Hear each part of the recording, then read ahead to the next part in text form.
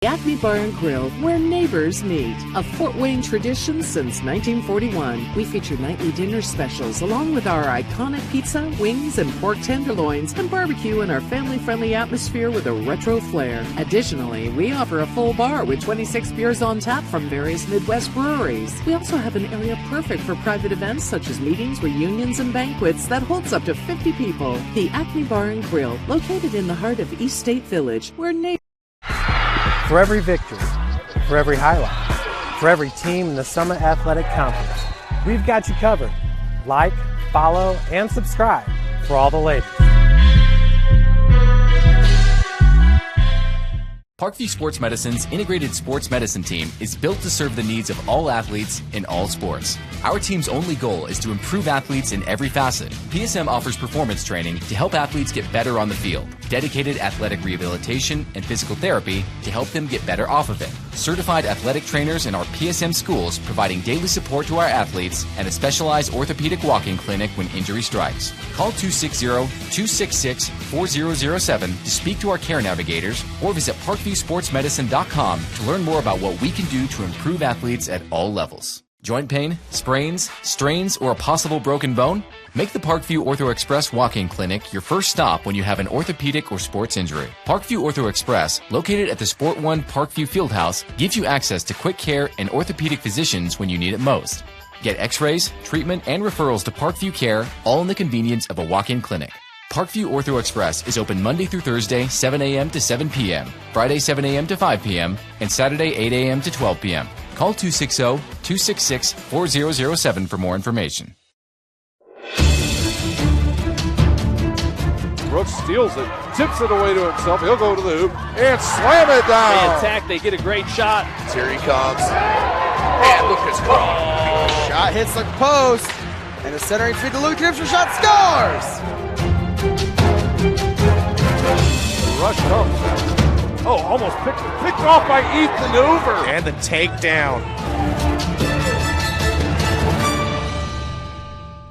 The Kelly Automotive Group is simple, transparent, reliable. Simple. Our customer specialists make buying a car easy and fun. Transparent. Our price listed is the best price. No hassle, no gimmicks. Reliable. Buy with confidence and peace of mind. We work hard to ensure the best value however you shop. Come see us in Decatur at the 2733 Auto Mall and shop 7 brands in one location. The Kelly Automotive Group. Simple, transparent, reliable. It's the comets. Comets falling from the sky. Comets falling from the sky. Comets falling from the sky. Comets falling from the sky. Comets falling from the sky. Comets falling from the sky. Comets falling from the sky. Comets falling from the sky. Joint pain, sprains, strains, or a possible broken bone? Make the Parkview Ortho Express walk-in clinic your first stop when you have an orthopedic or sports injury. Call 260-266-4007 for more information. Get mad about blue. Get mad about your Fort Wayne Mad Ants. When looking for the best basketball action in town, it's the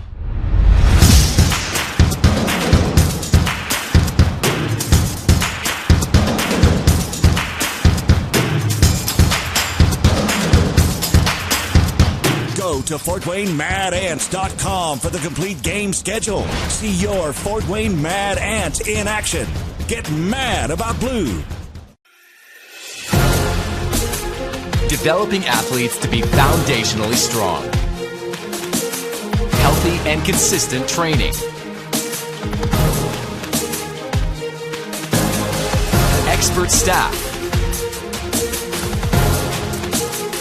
Long-term athletic development. Parkview Sports Medicine Performance. Any athlete, any age, any skill level. Welcome to the Summit City, home to the 260's dedicated high school athletes and fans. Each victory and celebration captured by our cameras. Treasure the highlights from the Summit Athletic Conference this season, or complete games live or on demand. After all, nobody's more proud to call Fort Wayne home than SummitCitySports.com.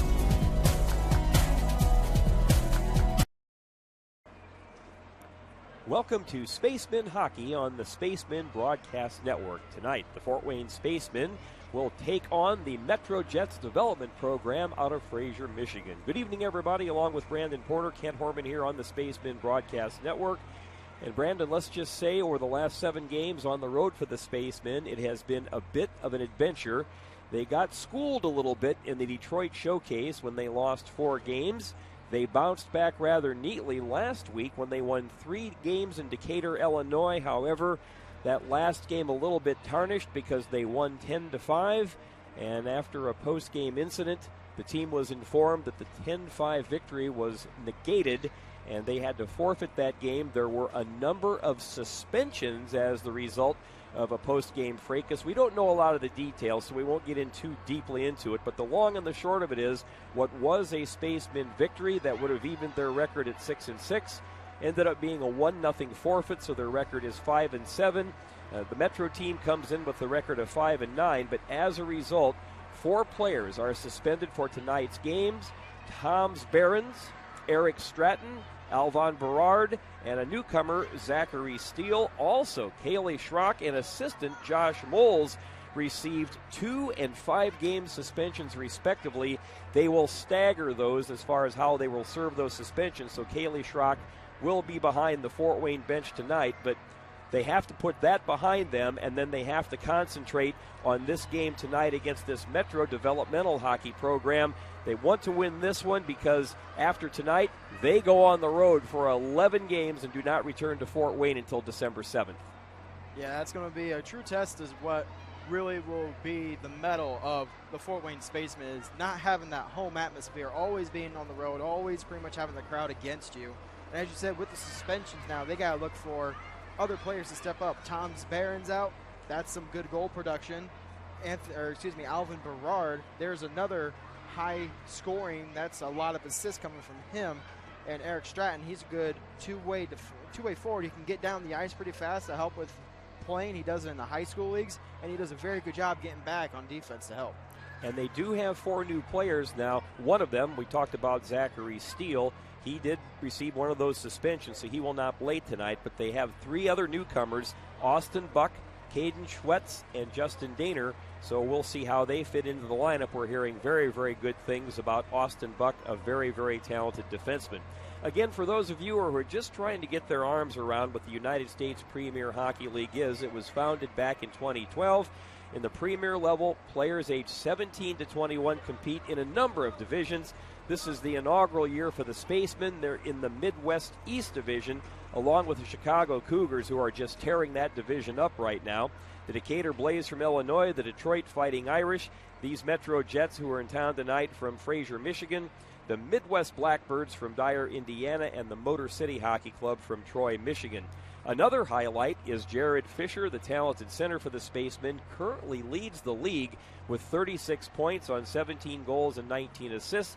You also have some good production from Kevin LaPointe, 9 goals and 14 assists for 23 points. So these are guys who will heavily be counted upon to carry the load offensively for the Spacemen.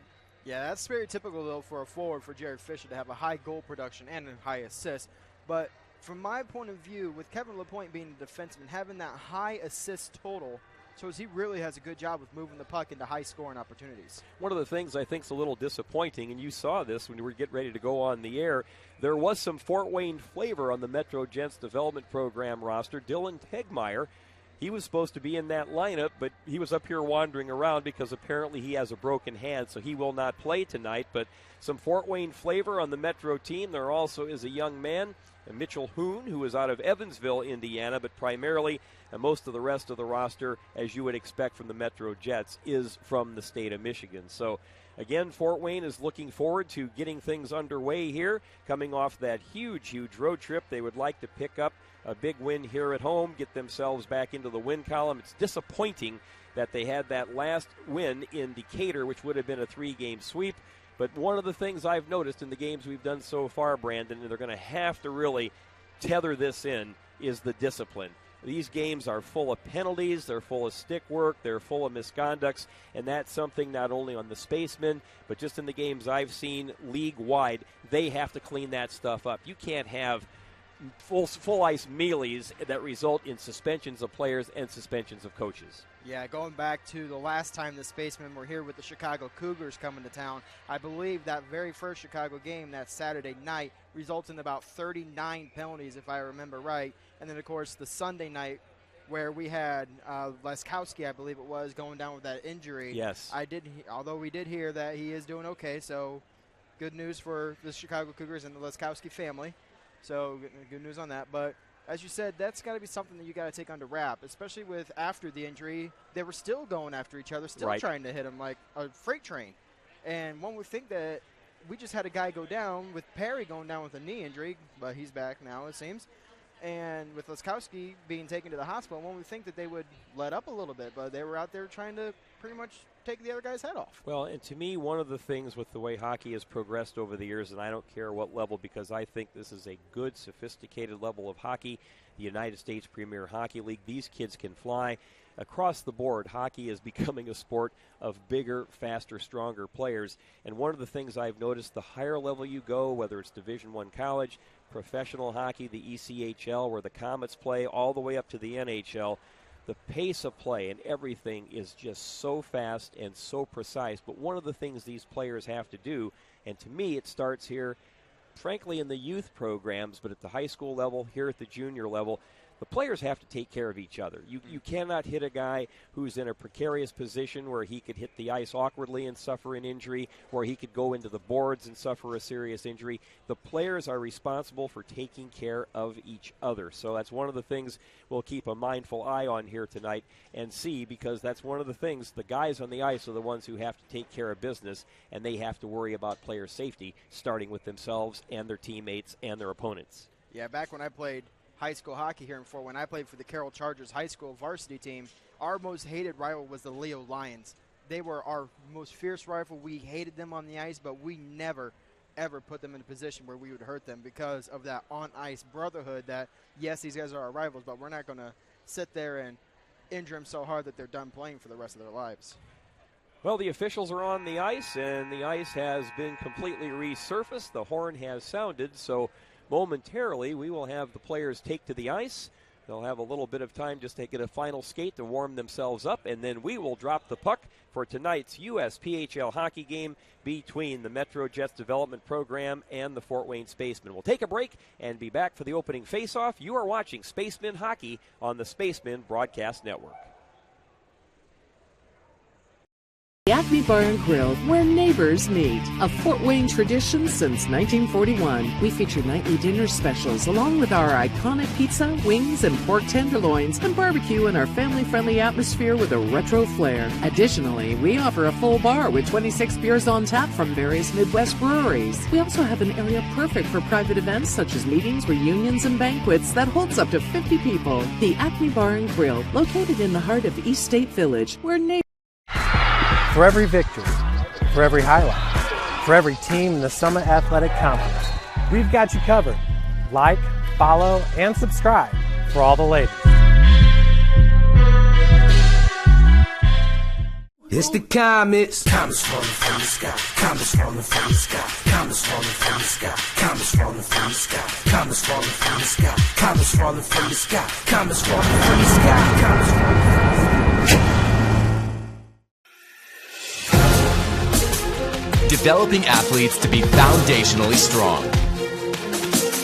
Healthy and consistent training. Expert staff. Long-term athletic development. Parkview Sports Medicine Performance. Any athlete, any age.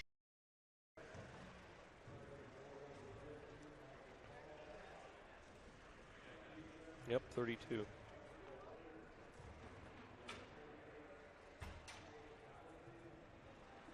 The Acme Bar and Grill, where neighbors meet. A Fort Wayne tradition since 1941. We feature nightly dinner specials along with our iconic pizza, wings, and pork tenderloins, and barbecue in our family-friendly atmosphere with a retro flair. Additionally, we offer a full bar with 26 beers on tap from various Midwest breweries. We also have an area perfect for private events such as meetings, reunions, and banquets that holds up to 50 people. The Acme Bar and Grill, located in the heart of East State Village, where neighbors... Joint pain, sprains, strains, or a possible broken bone? Make the Parkview Ortho Express walk-in clinic your first stop when you have an orthopedic or sports injury. Parkview Ortho Express, located at the Sport One Parkview Fieldhouse, gives you access to quick care and orthopedic physicians when you need it most. Get x-rays, treatment, and referrals to Parkview Care, all in the convenience of a walk-in clinic. Parkview Ortho Express is open Monday through Thursday, 7 a.m. to 7 p.m., Friday, 7 a.m. to 5 p.m., and Saturday, 8 a.m. to 12 p.m. Call 260-266-4007.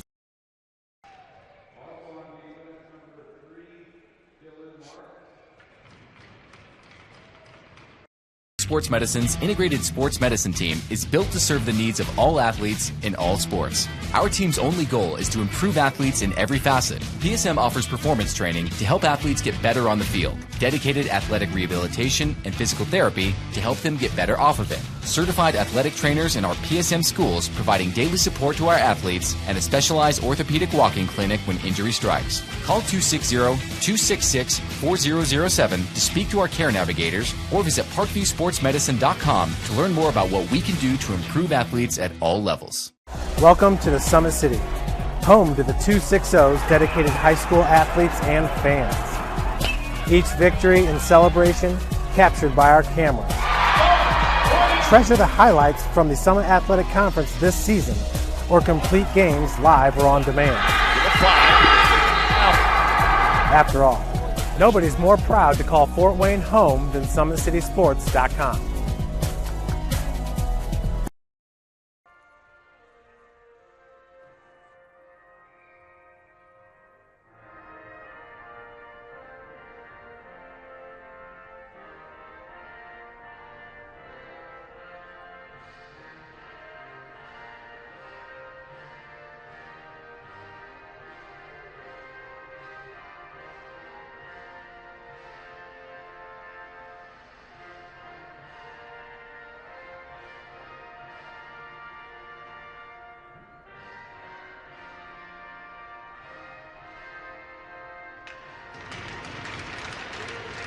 The final strains of our Star-Spangled Banner. We are just about set for hockey here at the Parkview Sport One Ice House. And let's take a look at the starting lineups for the Metro Jets development program. Starting in goal will be Michael Paul. On defense, Jake Zangian and Cole Phillips. Up front will be Parker Walters, Braden Tales, and Nick McDougall. The head coach of the Metro Jets is Justin Kenville. For the Fort Wayne Spacemen, starting in goal will be number 35, Michael Heward. On defense will be one of the newcomers, Austin Buck. Also on defense will be Dylan Marks. And up front, the league's leading scorer, Jared Fisher. He of the 17 goals and 19 assists for 36 points. And he'll be flanked by Trey Huffman and Kevin LaPointe. So we are just about set for hockey. The Spacemen are in their home white uniforms, trimmed in orange and black. And this Metro program, pretty tasty looking uniforms. USA on the chest because they're a developmental program, red, white, and blue. And we come to center. It'll be Braden Tales against the captain of the Spacemen, Jared Fisher. And we are underway here from the Parkview Sport One Ice House as they prepare to drop the puck. And it is controlled by Metro. Cross ice it comes to Cole Phillips. He'll bank it off the boards. That's gathered in by McDougall. Dumped into the Fort Wayne corner. The race is on. First one to it is Parker Walters. They try to dig it out along the wall. Comes out along the hash. Good job by LaPointe to work it out. And here come the Spaceman. Hoffman in with speed, but he's ridden off the play. Looks to center. Can't get that done as he's pinched along the wall by the Metro defenseman. But Hoffman comes back to the point. Big high shot that's tipped. Actually, that would have been called for a high stick off of the point. Metro able to play the puck, and now they break it back the other way. Jake Asengian tries to slide it through the goal mouth, and that just goes through and goes into the corner. Fort Wayne tries to clear, having a little difficulty there. Now Hoffman spins, banks it off the wall, and Metro regroups. Taking the return pass was Nick Beeman, and as the puck flips toward the goal, that is smothered by Heward, and we'll have our first face-off of the game to the right of the Fort Wayne goaltender. We've played 1 minute and 6 seconds, and both teams coming out with some pretty good pace. Yeah, pretty good back and forth. Huffman with a good opportunity trying to get in the zone, but good defensive play there by the Metro Jets. And Fort Wayne will just flip it in. Chases on Corbin Schiebel in hot pursuit. Racing out and banking it off the wall, but Fort Wayne pinches it back in. Good job right there by Cameron Perry. And now breaking up ice, but hustling back to make a good defensive play for the Spacemen is Emmy Johnson. They scrum for it along the wall, now behind the net. Metro trying to set something up. Centering pass, shot right on, good save that time by Heward. Again, they try to clear it out along the half wall, but can't. Metro with another quick shot that time. Good quick shot by Ethan Smith. So far, Heward with some early tests, and he's been up to the task. Yeah, it seems Metro is doing a good job playing offensive pressure. Perry with a little spin move to beat his defender briefly, but he couldn't regather the puck. Now a pass that's collected on the backhand. Good play that time by Ethan Smith. They go for a line change after he dumped it into the Fort Wayne zone. Now the puck comes the length of the rink, and we'll have icing called against the Spacemen. 17:41 to go in the opening period. We are scoreless. Heward made the pass looking for number 28 for the Spacemen. That is Devin Perry, but Perry not quite anticipating the pass, so it goes past him and down the ice for an icing. Draw is controlled by Fort Wayne. Spacemen out behind their net. Well, that pass is intercepted that time by Metro, but ringing it around the boards, and now the Spacemen try to control.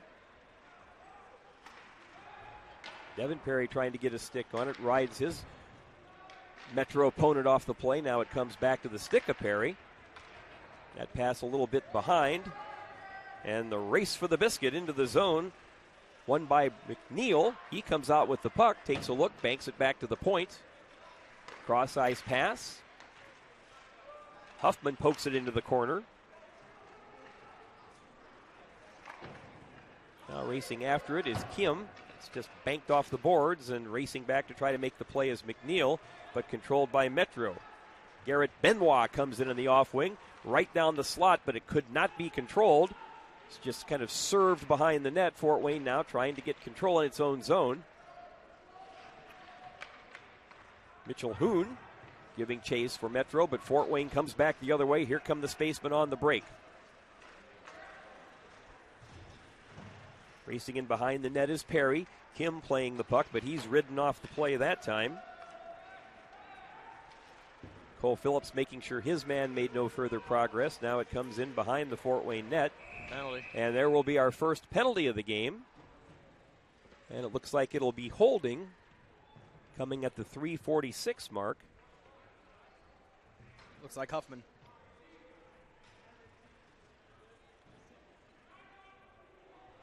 So Huffman goes off for a hold.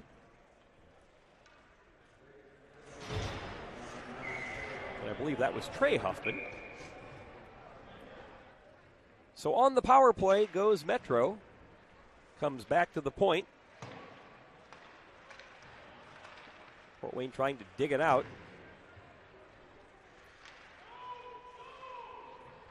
Pinched along the boards, and again, Fort Wayne is content to try to force the face-off. The officials encouraging them to play on.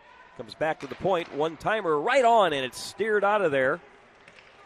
And cleared the length of the rink that time by LaPointe. Here's Fisher bumping his man off the play heavily. Now Fisher is ridden off that time by Jake Zazian. He tries to flip it ahead. This time it's collected, though, by Parker Walters. Big hit by Fisher behind the net. Banked off the board, back to the point. Shot right on. Big save that time by Heward. As that time Azanian. Now back to the point. Zanian again hits the goalpost. Well, they rang the doorbell, but no one home. Right now, Metro pouring shots on goal, and there is still 50 seconds left in power play time. Nick Beeman spins along the half wall. Good body check that time by Perry, and he does manage to get the puck out of the zone. So good aggressive play by Perry. He takes a heavy hit, but breaking in. Big shot and a glove save that time. Good job by Paul as Robbins was bidding for the shorty. Now Metro circling behind the net, looking for an opportunity. There's another big shot and a tremendous save again by Heward as they are peppering him with plenty of rubber. That time Ethan Smith with a good shot right on goal, and Heward able to just take it in his breadbasket and cover up. Yeah, good chance here by Robbins to try to get a shorthanded opportunity, but Metro bringing up one of their own. And the puck goes off the skate as Fort Wayne attempted to clear, so it stayed in the zone and wrapped back in by Derek Dreher. Only 4 seconds left in the penalty, and Fort Wayne will just flip it the length of the rink. Huffman comes out, and they are back to even strength. Schiebel in hot pursuit. Fort Wayne looks to intercept as Perry poked the puck away, but it wound up in the Metro bench. So we'll have a face-off just outside the zone. 14:07 to go here in the opening period. We are scoreless. Good crowd has made its way up here. We're in the overtime lounge. That's our broadcast view. But the rink itself is rung with fans. Standing room, so good support here for the Spacemen.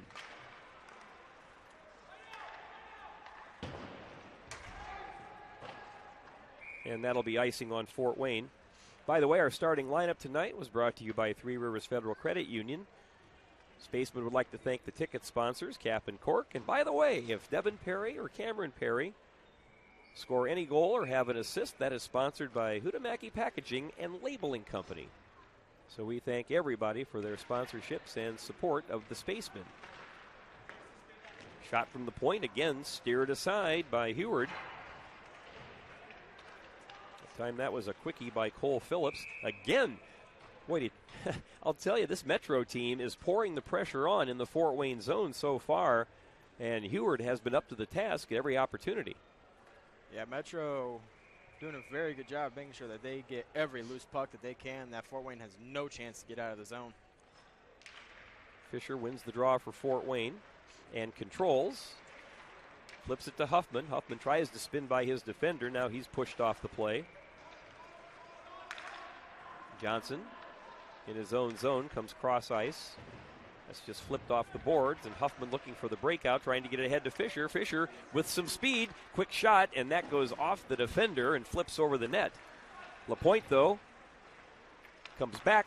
Well, that pass a little too strong for Johnson, so that winds up back in neutral, and Fort Wayne has to reset. And again, that is chipped into the Metro bench, so we will have yet another face-off just outside the Metro zone. 13:07 here in the opening stanza. After tonight, the Spacemen will be road warriors and then some. 11 games away before they return to Fort Wayne on December 7th. Puck controlled by Blake Sheridan, and it's intercepted by the Spacemen. Here comes Perry. Perry tries to center. Schiebel circling behind the net. Robbins going into the boards heavily as they try to dig the puck out. Corbin Schiebel, who one of those feisty, speedy type guys. And now breaking out with it is Blake Shelton, but he's pinned along the boards right at the blue line, so some good forechecking pressure by the Spacemen. They try to dump it back in. Boy, good job by Fort Wayne to keep it in. Corbin Schiebel has had a tremendous shift. That time the stick got up a little high, and it hit Azanian. Now the puck going the length of the rink, and this will be icing on Metro. So it looked like an accidental stick came up when they were battling for the puck, and it might have clipped Jake Azanian right on the chin, but he doesn't seem to be much the worse for wear. Just giving the Chicklets a brief check, and he's right back on the ice. Hockey players are known for being their own private dentist on the bench. Yeah. Anders Floric against Fisher. Fort Wayne wins the draw. LaPointe tries to keep it in and does to Huffman. Now Huffman weaving through defenders, snaps the shot. That is batted down through a maze of Metro players. Dump it back into the corner. So Fort Wayne is dialing up that forecheck. They have not had that many shots on goal as we hit the 12-minute mark here of the opening period. Zanian breaks out with the puck, and he is leading the charge. But intercepted by the Spacemen. Fisher's pass intended for LaPointe. That's pilfered by Metro. Shot winds up on goal, steered aside by Heward. Now Huffman controls, a little backhand pass. That was behind Fisher. Oh, a big check that time. As the newcomer, Austin Buck, we've heard good things about him. He stepped right in to Tails and knocked him flat on his fanning. Now Fort Wayne with some pressure. Hoffman rides his man off the play, comes up with the puck. Dumped into the corner. Jack Huffman trying to get the puck. So we have the Huffman brothers out on the ice for this same shift.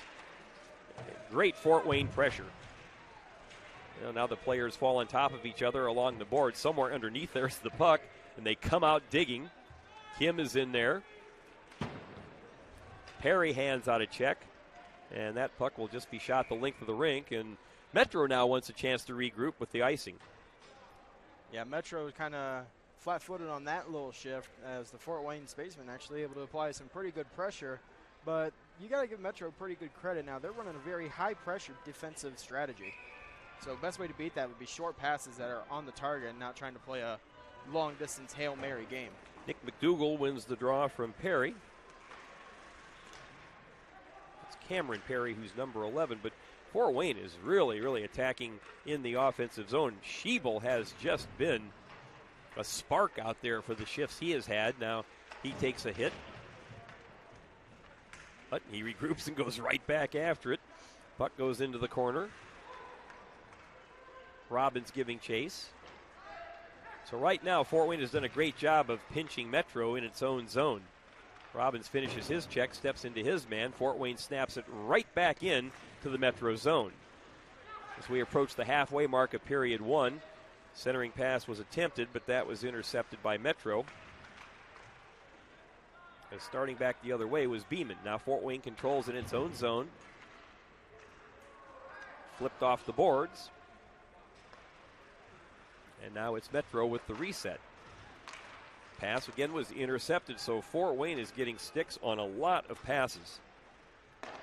This is kind of the offensive pressure that the Spacemen are used to. That was just flipped in from about 65, 70 feet away, and it wound up right on goal, so Heward just put the big stick down and smothered it for the faceoff. 9:36 to go in a very fast-paced first period. And we talked about this in the pregame. One of the good things so far, just one penalty, and that was a holding penalty. So the guys are out here concentrating on hockey. Knock on wood, it continues. There was a shot that was deflected, and again, looked like Heward virtually did the splits and got the big pad out to keep it out of the net.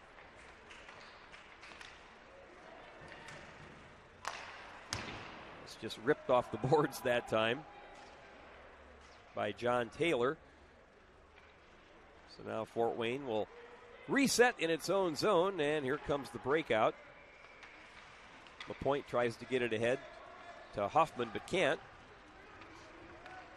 Dancing into the zone and dumping it in that time was Metro. Fisher taking care of his man behind the net. And now the Spacemen look to break it out, and we're going to have a whistle. Looks like it was a hand pass. That one going up and catching Dylan Marks up high. He gloved it down, but it went straight into the glove of another player. So that one kind of being ruled a hand pass on that one.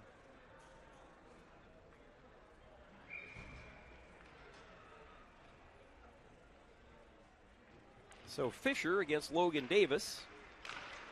Puck comes back to the top of the circle. Again, there have been a lot of deflections at both ends of the ice. But a lot of shots have managed to find its way through, and boy, Heward has had to really be Johnny on the spot. Now the Spacemen look to break it out. LaPointe taking it wide. Feeds it to Hoffman. Hoffman tries to do a little toe drag, but he's pushed off the play. Then Hoffman knocks his man down, Blake Sheridan. Hoffman along the boards trying to find a way to feed it to the point. Hoffman comes right out. That shot tipped away. And Fort Wayne, a great job of keeping the puck in. So they have really started to dial up the pressure. McNeil tried to step into his man. That forced an errant pass. Heward controls behind his own net. And the Spacemen start the breakout. Now McNeil, though, is ridden off the play. Kim steps into his man. Now Johnson with the backhand pass behind the net. And here come the Spacemen with Justin Diener. Another one of the newcomers. And Diener steps into his man heavily and drops him to the ice. Former Summit City Panther, I believe, from the local high school varsity teams. And we have another icing, in case you missed it in the pregame show. 4 newcomers since the Spacemen were home last. Zachary Steele, Austin Buck, who is a big defenseman that the team is very high on, Caden Schwetz, and Justin Diener.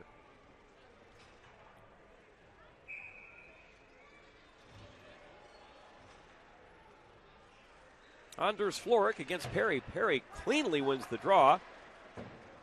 Now Schiebel, who's seen plenty of ice time, tries to get it to Perry behind the net. Metro looks for the breakout. Little strong to center. So Fort Wayne clogs it up, but Metro was able to get the puck over and keep it onside. That's just ripped off the boards. And there will be a race for the puck. Could this be icing? No, it'll be waved off. And the Spacemen come away with the puck. That time Perry looking to center, can't get the job done. Intercepted by Schiebel. Schiebel passes it to himself. There's a drive that goes off the stick. Flutters behind the net. Robbins giving a lot of pursuit. Well, you have to figure sooner or later this Spaceman forecheck will result in a turnover and give them a good scoring opportunity, as they are really standing Metro up at its own blue line. Shot right in. There'll be an opportunity there. That time Perry tried a little tricky back pass to Schiebel, and he fanned on it somewhat. Looks to center. That's poked out of there, and racing away with it is Braden Tales. Tales now coming into the wing near the half wall. There's a one-timer that was missed that time by Parker Wolders, and it's cleared to center. Down to the 6:12 mark here in the opening period. Brandon Porter, Kent Horman. Glad you could join us on the Spacemen Broadcast Network. Now Steele, there's a big man there. One of the Spacemen, though, gets sandwiched and has to pay the price as Steele was playing the puck. That was Huffman. And that little flip shot is gloved by Heward. Little conversation after that. I think that conversation was a result of the hit behind the net. Sorry about that, Kent. But both goalies are doing a pretty good job so far, making sure that they make the saves that they need, as it's a pretty good fast-paced back-and-forth game. Yeah, and there haven't been any what you would say would be juicy rebounds for somebody to jump on. Now down to the 5:50 mark of the opening period. Huffman has his pass batted away. LaPointe now tries to spin away from the Metro player applying the pressure. That was Tales. Now Huffman. It's just shoved off the play. Racing in, though, and there is a big hit delivered that time by Justin Diener. Diener likes to play the body, no question there. LaPointe tries to stick handle his way through a maze of Metro players with one hand. Penalty. Huffman with the great back check. There will be a penalty, and the whistle blows. And there will be a hooking call at the 14:40 mark. Looks like it's Huffman again. 14:40 of the first, and once again it is Huffman for the hook. So the Metro power play will go to work once again.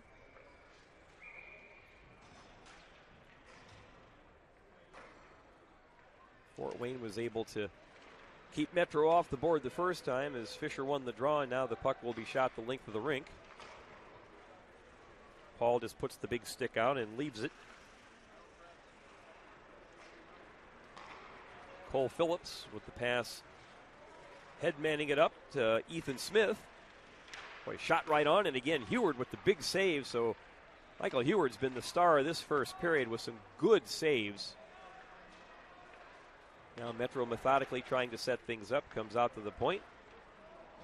Zanian has that shot deflect, and it flipped up over the glass, so there'll be a face-off to the left of the Fort Wayne goaltender. Michael Heward, who I believe has probably done the bulk of the goaltending since his arrival about the second week of the season. Oh, Metro was going to control the draw, but the puck hopped over the stick. Here's a chance. Perry coming in. Backhander. That is steered aside very neatly by Paul.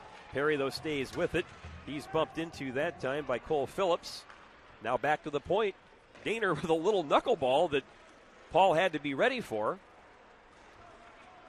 So this is really taking time off the clock. Still a minute to go in the Metro power play, but that's just ripped the length of the rink.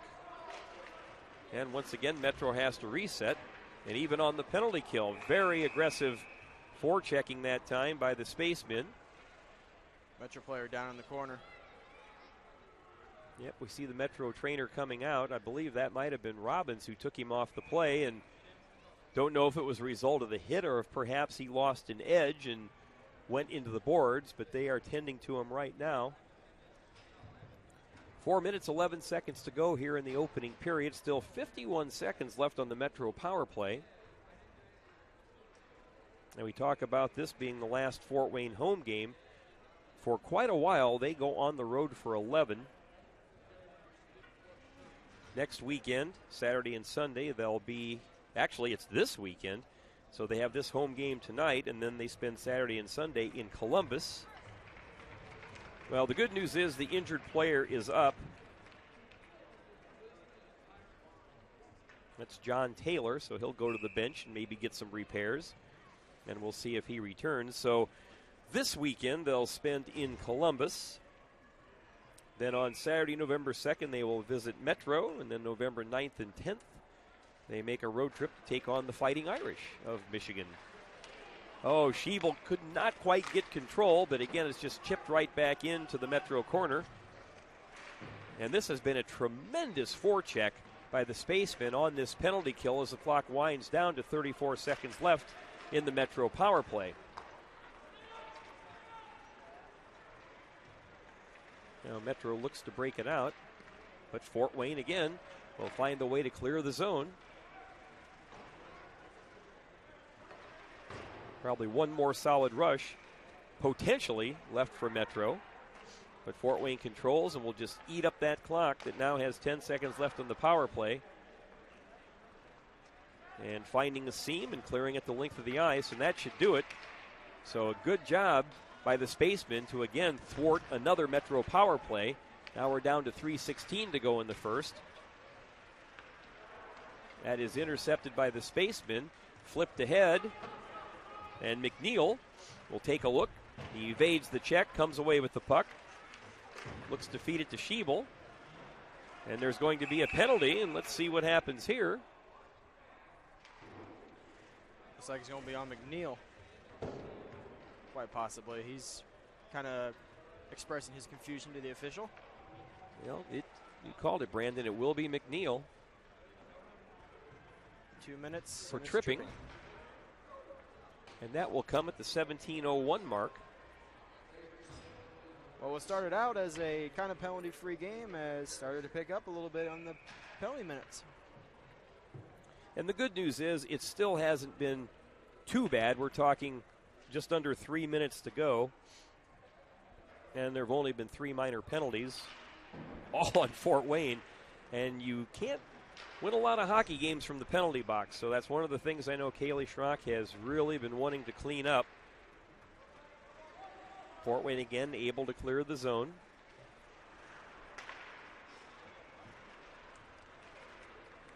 Now McDougall breaking in, tries to center. There's a shot that just goes a little bit wide. Heward then had the pads fully spread right at the goal mouth. Now a minute and a half to go in the power play as they scrum along the corner.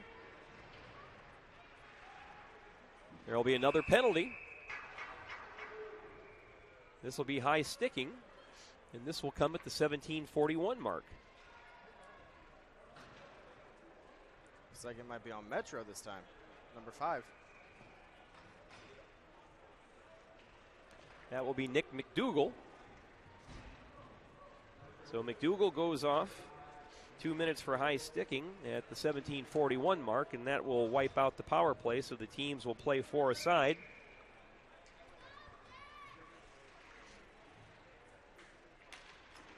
Garrick Smith on the draw, but LaPointe wins it cleanly, stepping in, big drive, and a blocker save that time is, boy, what a great shot by Zachary Steele. Or check that, that's Austin Buck. So Buck, and then Buck applies the heavy body check and gets kind of shoved after the play and after the fact. So now Fort Wayne looking to break it out. Here comes Fisher. Fisher weaving, leaves it, big drive that time. A good snappy wrist shot by LaPointe. And that time Paul able to smother that. Well, when you've got the guys who can skate like Fisher and LaPointe, who actually are going off right now for a line change, with their speed and their moves, you get 4-on-4 hockey. I would say advantage Spacemen. Yeah, this is 4-on-4 is definitely more of a speed game because there's a lot more ice, and when you're faster than the opponent, that should give you a little bit of an edge. Logan Robbins wins the draw. Daner again with a bit of a knuckleball that deflects off the glove of Paul. Now Azanian trying to get the puck out of there. Fort Wayne doing a lot of good work in the Metro corners and behind the Metro net. As the clock winds down to around a minute and a half to go, Schiebel with a good forecheck. As is Robbins, and Robbins lines up his man, steps into him hard, and nails Braden Tails. This should be an icing, and it is.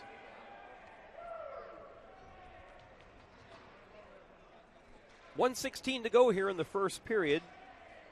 Only 18 seconds remain in the McNeil penalty, and still 57 left in the McDougall penalty, so Fort Wayne will have some power play time coming up.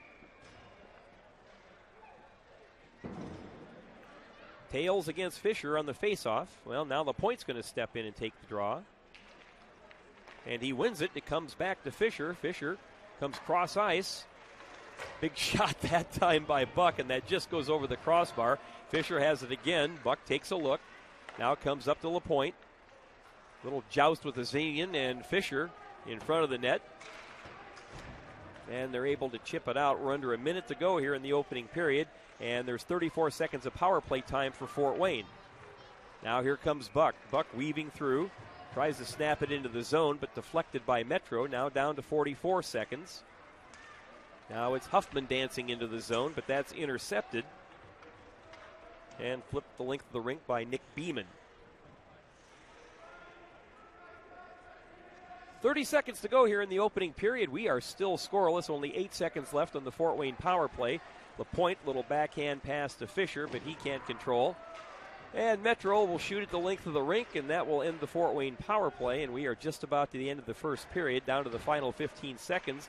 A loose puck, and stepping into it is Metro. Right at the side of the net. Big save that time. Tremendous play by Heward to keep this game scoreless. Now a break. Here comes Huffman in. He shoots. Another big save at the other end by Paul. And the horn sounds, and we have completed the first period. 2 fantastic scoring opportunities, one at each end, and both goaltenders were up to the task. So after the opening 20 minutes, we are scoreless between Metro and the Spacemen. We'll take a break, recap the first period, and then chat with a special guest. That's coming up. You're watching Spacemen Hockey on the Spacemen Broadcast Network. The Acme Bar and Grill, where neighbors meet. A Fort Wayne tradition since 1941. We feature nightly dinner specials along with our iconic pizza, wings, and pork tenderloins, and barbecue in our family-friendly atmosphere with a retro flair. Additionally, we offer a full bar with 26 beers on tap from various Midwest breweries. We also have an area perfect for private events such as meetings, reunions, and banquets that holds up to 50 people. The Acme Bar and Grill, located in the heart of East State Village, where neighbors... For every victory, for every highlight, for every team in the Summit Athletic Conference, we've got you covered. Like, follow, and subscribe for all the latest. Parkview Sports Medicine's integrated sports medicine team is built to serve the needs of all athletes in all sports. Our team's only goal is to improve athletes in every facet. PSM offers performance training to help athletes get better on the field, dedicated athletic rehabilitation and physical therapy to help them get better off of it, certified athletic trainers in our PSM schools providing daily support to our athletes, and a specialized orthopedic walking clinic when injury strikes. Call 260-266-4007 to speak to our care navigators or visit parkviewsportsmedicine.com to learn more about what we can do to improve athletes at all levels. Joint pain, sprains, strains, or a possible broken bone?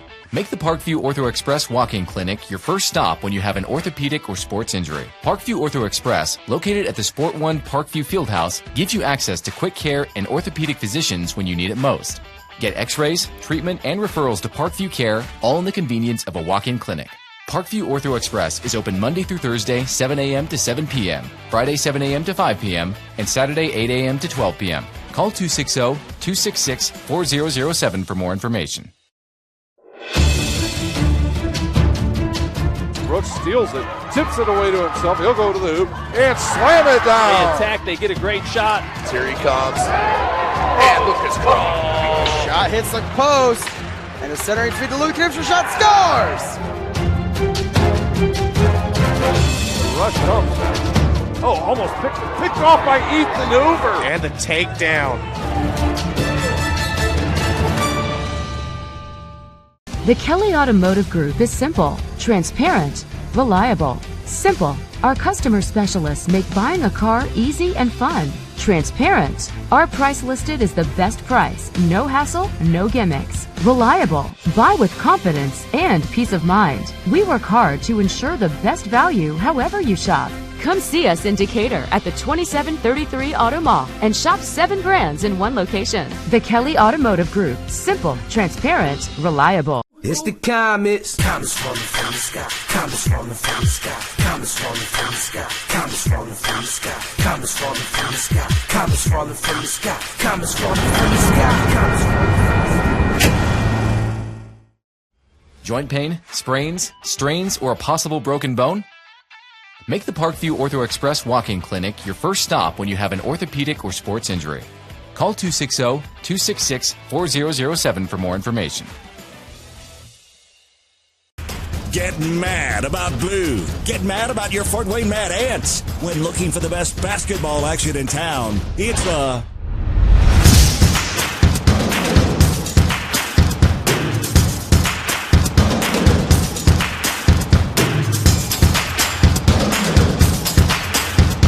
Go to FortWayneMadAnts.com for the complete game schedule. See your Fort Wayne Mad Ant in action. Get mad about blue. Developing athletes to be foundationally strong. Healthy and consistent training. Expert staff. Long-term athletic development. Parkview Sports Medicine Performance. Any athlete, any age, any skill level. Welcome to the Summit City, home to the 260's dedicated high school athletes and fans. Each victory and celebration captured by our cameras. Treasure the highlights from the Summit Athletic Conference this season, or complete games live or on demand. After all, nobody's more proud to call Fort Wayne home than SummitCitySports.com.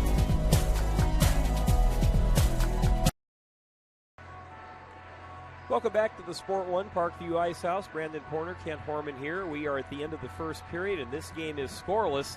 And it almost wasn't scoreless, coming down to about the final 30 seconds. First, Metro had a tremendous scoring opportunity as the puck came free right in front of the Fort Wayne net. And Michael Heward equal to the task, point-blank shot.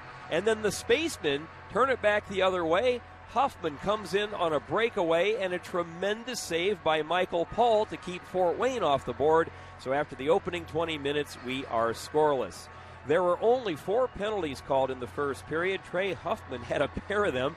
He went off for holding at 3:46. and then he took a hooking penalty at the 14:40 mark. Then Brandon McNeil, 2 minutes tripping at 17:01. And then Nick McDougall of Metro took a high sticking penalty at 17:41. Shots on goal in the first period favored Metro 13-7. So while the Zambonis on the ice doing some resurfacing here and the teams are plotting their strategy for period 2, we are pleased to be joined by a very special guest, the director of Parkview Sports Medicine, Mr. Tommy Schegler. Sports guy, hockey aficionado, director of Parkview Sports Medicine. You need a few more hats, pal. It's definitely been a while if you're referring to me as a very special guest. I'm definitely not that, but it's good to see you, buddy. How are you? I'm doing well, thank you very much. And, you and I did our share of hockey together when we were together as broadcasters over at WPTA Channel 21 doing Comet Road games on the MyTV network. So what do you think of this level of hockey here? Oh, I love it. I mean, just to watch the last couple years, the different changes that have been made in youth hockey and now up through the different changes in the high school league this year, and now to add a junior team. Obviously, for years and years, the Comets have, put a great brand of hockey on the ice in Fort Wayne and kind of represented Fort Wayne hockey with everything that they do. But it's good. It's just good to add some layers underneath that fans can come out and enjoy. And here on a Friday night, you see the rink absolutely packed. There are a lot of exciting things going on in this building, and the Spacemen are definitely one of them right now. And it seems like youth hockey is alive and well here in Fort Wayne. Parkview Sports Medicine, a big contributor to that with what they're doing with the Force programs, because in all likelihood, they're developing players who could one day play for this very team. And the object of the USPHL, kids 17 to 21, get them in the front of eyes of some major college scouts. Hey, if you can play Division 1, 2, or 3 hockey, that's pretty good. Head coach Kaylee Schrock came from Newman. He came from a D3 program and had a good pro career with the Comets. The Parkview Force program has really, I think, jump-started youth hockey here in Fort Wayne. Well, I appreciate you saying that. As you know, I am not somebody who grew up around hockey, nor do I claim to know a ton about it, but we think that we know a little bit about developing athletes, and the one thing that I take pride in and I feel like I bring to our program, because our program at PSM is made up of some incredibly smart and talented clinical people that help in that athletic development and athletic recovery when injuries happen. But I'm the community guy. I'm the idea guy, and when I saw this program that, when you were growing up in this community, right, and in generations after that, it was a robust and very healthy program. And over the years, the youth hockey program had kind of eroded away in a lot of different ways. And there were a lot of different reasons for that. But what we've tried to do is come in and provide some resources and provide a vision of what is a long-term athletic development model. We want to develop athletes not to win games, when they're at 10U or 8U, but to develop them as athletes. And, hopefully that results in wins on the ice when they're at 14U and 15U and beyond. Or maybe it doesn't even end up with wins on the ice for that particular player in hockey, because they decide that they're going to go and play football by the time they're in high school, or basketball, or whatever the sport is. But if we're developing athletes and we're creating a knowledge base of healthy living and development of athleticism, then it should provide a healthier living and lifestyle for the youth of our community overall. And that's part of what we're trying to do here. We feel like we've added a lot of layers to the development. It used to be not that long ago, maybe 1, maybe 2 practices a week. Now we have the players that are inside of the PSM Force program practicing 3 times a week. They have skill sessions one of those days with guys like Schrocky, the head coach from the Spacemen, and the rest of our skill development team, high-end coaches that can just kind of wrap their knowledge around these kids. We have Ron Leaf that has moved into this building, is now doing shooting and stick handling with every single one of the teams. And then Parkview Sports Medicine is providing the off-ice training. and trying to develop their overall athleticism with our sports performance program. So we're really excited about it. Well, it's the complete package, and again, the beneficiaries are the youth who want to play ice hockey, and you never know what level they can take it to. So thanks for stopping by. Really appreciate it. Best of luck in what Parkview is doing for the support of youth hockey, and the growth and progress of youth hockey has been nothing short of phenomenal. Tommy Schegler, the director of Parkview Sports Medicine. The ice is clear. The teams will be returning momentarily. We'll take a break. Second period action underway. Metro and Fort Wayne scoreless after one. Period 2 is up next. You are watching Spacemen Hockey on the Spacemen Broadcast Network.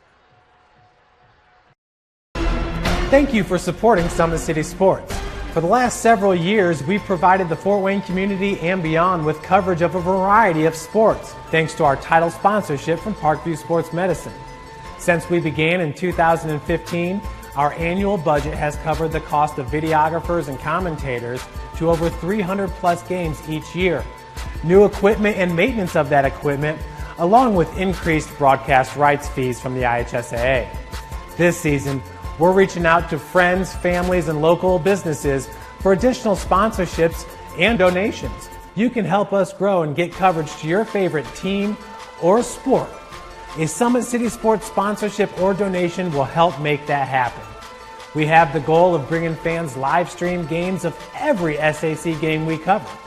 With the additional funds, we'd invest in mobile internet devices, allowing us to bring our supporters every SAC conference football and boys and girls basketball games live, as well as more coverage for sports like cross country, tennis, golf, swimming, wrestling, track and field, baseball, and softball.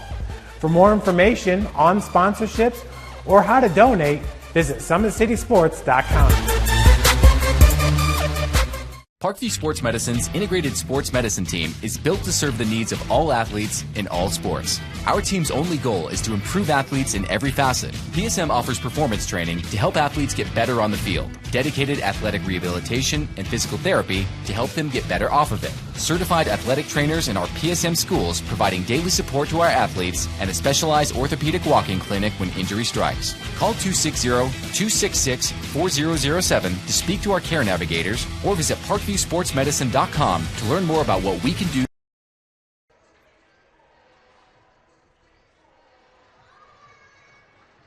The Acme Bar and Grill, where neighbors meet. A Fort Wayne tradition since 1941. We feature nightly dinner specials along with our iconic pizza, wings, and pork tenderloins, and barbecue in our family-friendly atmosphere with a retro flair. Additionally, we offer a full bar with 26 beers on tap from various Midwest breweries. We also have an area perfect for private events such as meetings, reunions, and banquets that holds up to 50 people. The Acme Bar and Grill, located in the heart of East State Village, where neighbors...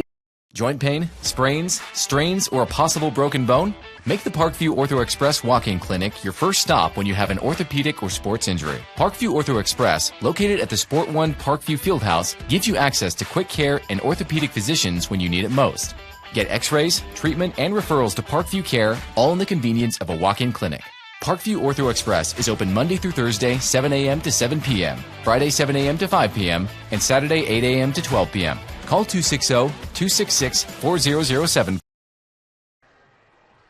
Well, the ice has been freshly shaved and flooded. The officials are back on the ice. We're momentarily awaiting the arrival of the Metro Jets development program and the Fort Wayne Spacemen, and just about set to get ready for period number 2. Again, a fast-paced first period, scoreless, and tell you what, Brandon, really the stars of the first period were the respective goalies, Michael Heward of Fort Wayne and Michael Paul of Metro. Yeah, going back to the highlight we had at the intermission, both of them coming up with key saves going into the intermission, especially right here in the final about 10 seconds of the period when Huffman on the breakaway. That was a great save by Paul.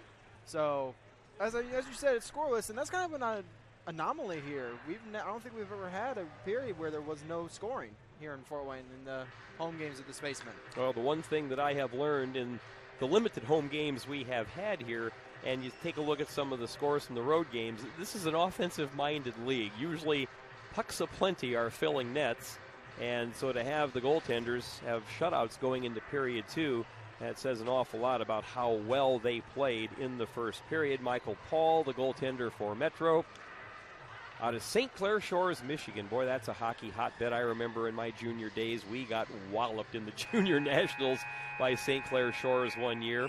And then Michael Heward is from Beaconsfield, Quebec. So you have to like that. And the teams, well, they're still doing a little stretching here. The officials are at center ice. They're ready to go. Final instructions from head coach Kaylee Schrock. Justin Kenville has had his say. He's the head coach of Metro. And again, Metro with their road uniforms, red, white, and blue. They have USA on their chest because they're a development program out of Fraser, Michigan. And the Spacemen in their home whites, orange and black trim. And we are just about set for hockey here in period 2. Jack Huffman on the faceoff for Fort Wayne, and Metro immediately on the attack. They flip it high, bouncing in over the net. And now Fort Wayne looks to clear. That's wrapped around by Buck, controlled by Kim. He banks it off the boards, a little too strong for Huffman. Perry will give it a chase, but back the other way comes Metro. Now Huffman wraps it around off the boards, and it goes back into the Metro zone. Racing in is Austin Buck. Tries to flip it in and keep things onside, and he does very deftly. Now here comes Metro back the other way. That's poked away by Diener, one of the newcomers to the Spacemen. He'll circle right in front of his own net, get it ahead to Kim. And Diener steps into his man. One of the bigger guys on the ice, Bradley Scott. Little flip pass ahead. Possible opportunity, and there's a big shot right on goal, and that's right into the breadbasket of Heward as he makes the save. As bursting in that time with speed was Garrick Smith, and he got a good wrist shot off. So it'll be Smith against Jared Fisher. The face-off to the right of the goaltender, Michael Heward. And Fisher pokes it back toward his own goal. That's steered into the corner. Now Diener ahead to LaPointe. Oh, great move with the feet of Fisher, but he's ridden off the play that time by the defender.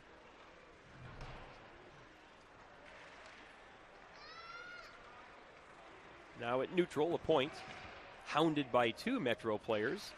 There's a centering pass right down the slot. Quick shot. Oh, that's off the glove and then off the goal post as Heward got just enough mitt on it to again deflect it. And a good effort by Smith. Now back the other way. Here comes Hoffman. Tries to get it to Fisher. Fisher tries to slide it right to the goal mouth. They score! Great job by the Spacemen on a tic-tac-toe play. Fisher slides it across. That may have been LaPointe on the finish. 1 minute and 45 seconds in. Finally, someone breaks the ice, and it's a good passing play, tic-tac-toe, and a great goal there. We'll wait to see who gets the official count. I do believe it should be LaPointe from Fisher and Huffman, but we'll wait for the official announcement.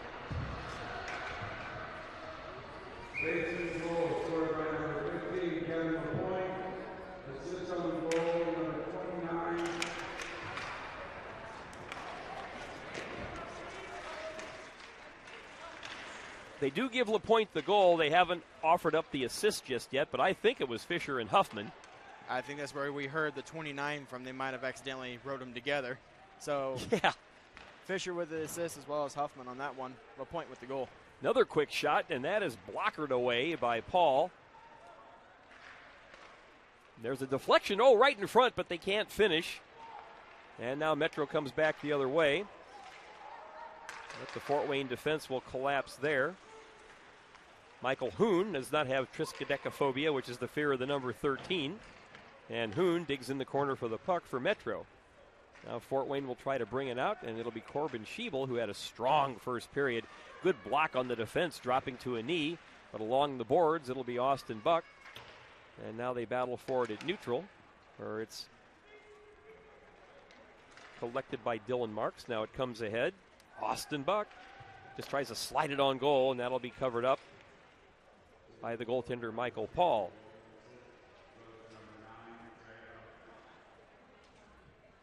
Yep, they are correcting the assist, so it'll be Trey Huffman and Fisher on the helpers for the goal by Kevin LaPointe. And for LaPointe, that is his 10th goal of the season. That gets past Daner. And now here comes Metro with numbers. The centering pass. Quick shot, score. What a shot that time. And again, they had numbers. The centering pass came to Anders Florek, and he flipped it top shelf. And that will tie this game at 1. That goal coming at the 3:03 mark. So after a scoreless first period, we have 2 goals in the first 3 minutes of period 2. LaPointe from Huffman and Fisher at 1:45. And then Florek answers at the 3:03 mark, and we are even at 1, and that was quite a shot into the top corner. And now it's Fisher and Florek on the draw. We'll wait to get the assists. Well, both teams dialing up the pace a little bit, and they've dialed up the offense as we are tied at 1. Shot right on, and that'll be covered up by Michael Paul.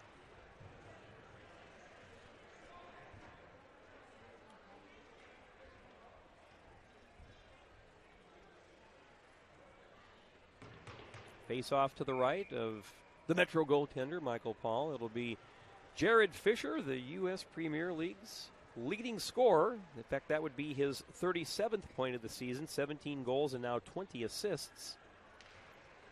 And Fisher wins the draw, comes back to the point. Daner shot is blocked. Boy, that could have resulted in a breakaway as that got right into the skates of the Metro player, but Fort Wayne collects the puck back, and now they scrum for it right in front of the Fort Wayne bench. Trey Huffman trying to get a stick on it, but back the other way. Here come Metro. Tails couldn't get good lumber on it. And breaking back the other way is LaPointe. Now Trey Huffman swoops in, just flips it into the zone, and that's going to go right on goal and will again be covered up by the goaltender Michael Paul. 16:08 to go here in period number 2. We are even at 1.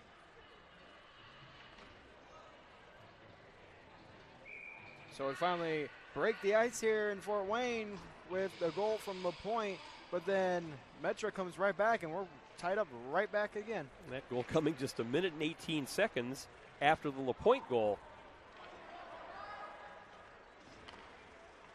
Gets over the stick of McNeil, but he'll flip it ahead. Austin Buck back to McNeil. It's in his feet, so he'll have to try to control it. He shoved to the ice that time on a good body check by Garrick Smith. Perry tries to step into him. And now McNeil plays the body. Hits Ethan Smith. And now this is a good forecheck by Metro. Waltzing right in. Can they poke it away? Yes, a good job as Schiebel will get it ahead to Perry. A collision between 2 Metro players. And now Fort Wayne will reset, but that's too strong for McNeil.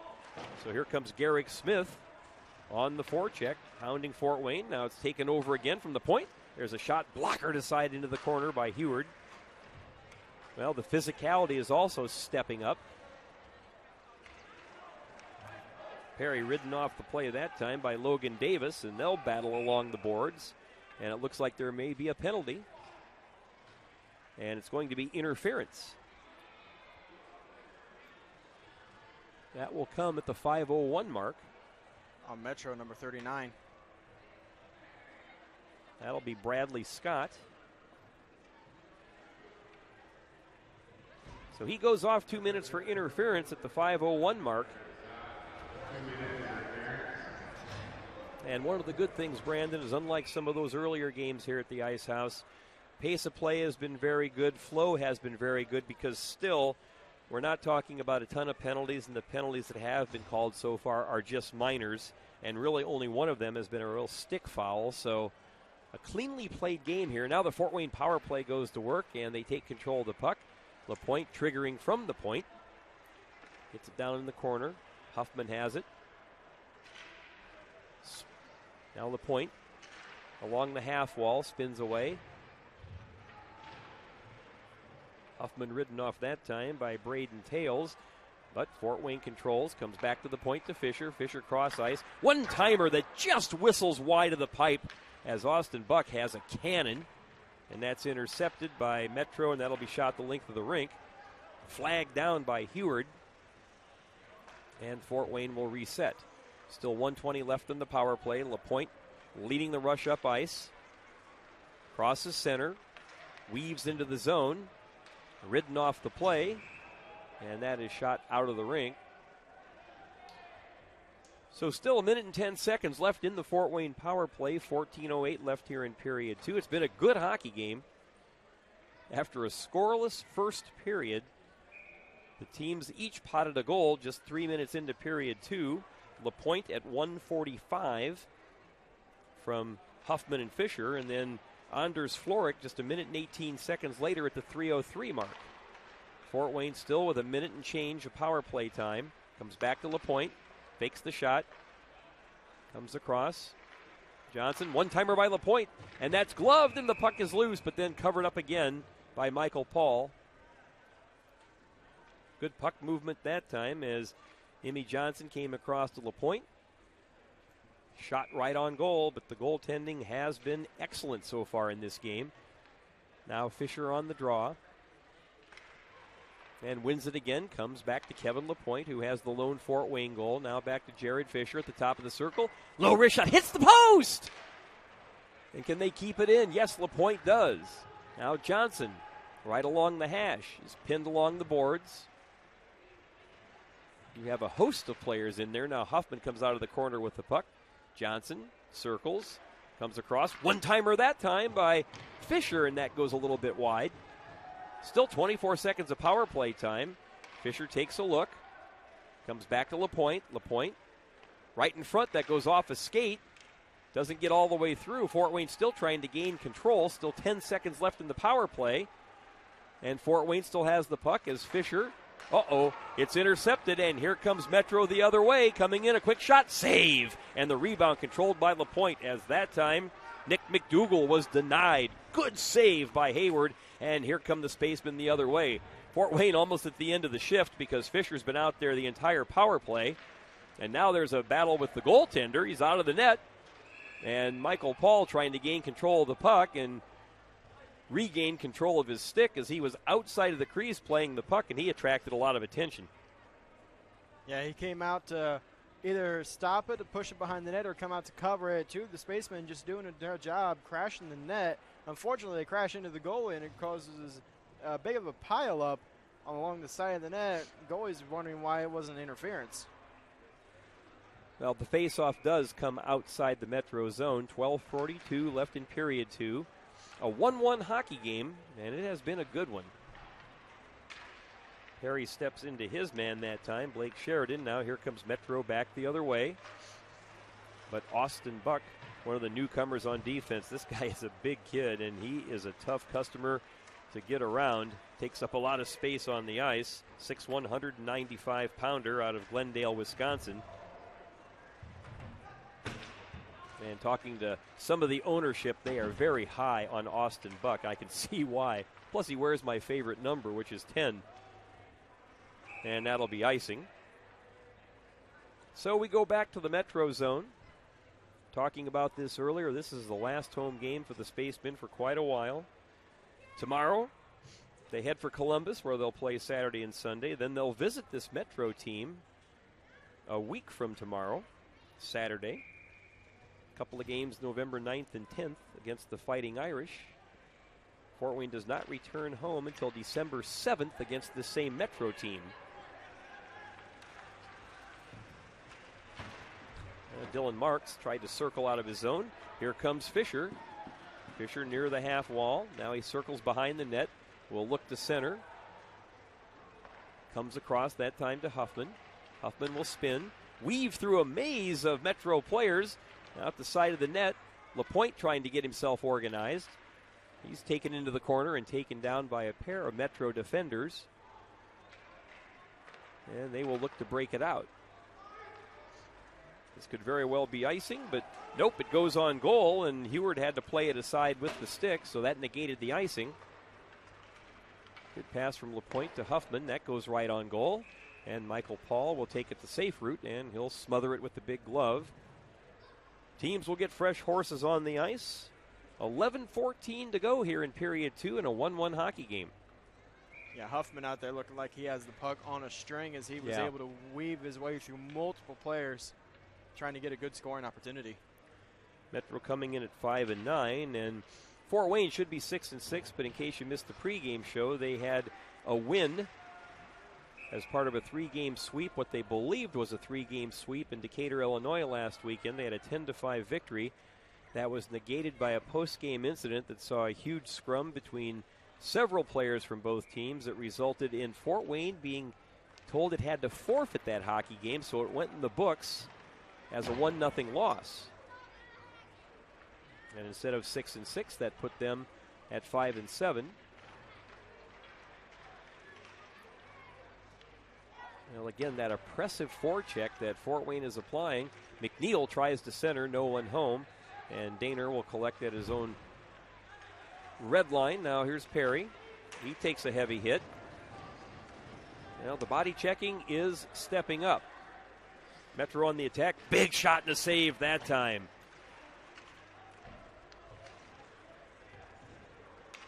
That time a good scoring opportunity for Ethan Smith, but Heward likes to use that big body, go down, and either take it at the top of his pads or in his chest. Well, I'll tell you, Brandon, I was going to say as we started period 2, whoever could get that first goal, that would be a big one to break the ice. Fort Wayne did. But Metro answered just 1:18 later, now in a 1-1 game as we are at the halfway mark of period 2. The next goal is a big one. And here comes Perry trying to dance into the zone, ridden off the play by Braden Tales. And one of the things I've noticed in junior hockey, you better be ready to bring the blue collar and the lunch pail ready to go to work in the corners, because you're going to attract some attention. Yeah, they do a very good job of applying pressure in those corners, because that's where a lot of players that like to go behind the net, they give themselves an opportunity. Well, a puck comes right through the goal mouth. Attempted centering pass by Walters, and that was deflected away. Ooh, that time Walters kind of stuck an elbow up at Perry. Cameron Perry took exception to that, but no call. One thing I'll say about the officials, they are letting these guys play. Icing will be waved off because the Metro player will be the first in. That attempted centering pass is chipped out of there by Daner. And now Fort Wayne looking for a break. Here comes Robbins. In on the break. He looks, he shoots. Big save that time as he tried to deke him 2 different times, and Paul held his ground. Robbins may have gotten in just a little too tightly and didn't have much room to operate with the puck, but yet another big save by one of the goalies in the game, Michael Paul, and he that time denied Logan Robbins on a clean break. 9 minutes plus 1 tick to go here in period 2 as Fisher wins yet another faceoff. There's LaPointe with a quick shot. That's through a maze of players, winds up in front. LaPointe tries to chip it in again.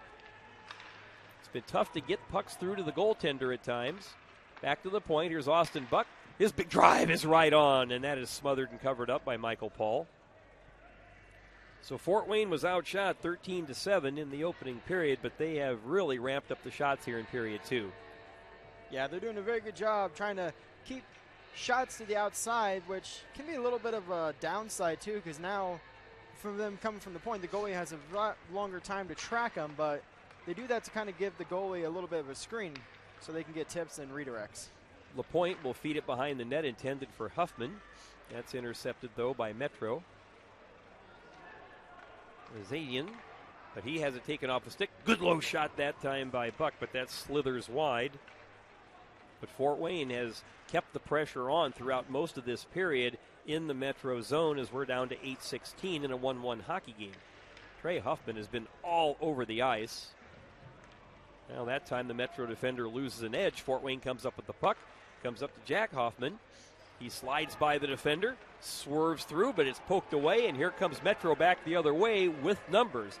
Backing up is Buck, trying to break up the 2-on-1. There's a quick shot. What a save that time by Heward. Tremendous reflexes with both the stick and the right pad as Metro came down on a 3-on-2 rush. And Garrett Benoit with a sneaky low drive. Now back the other way, Fort Wayne going to work.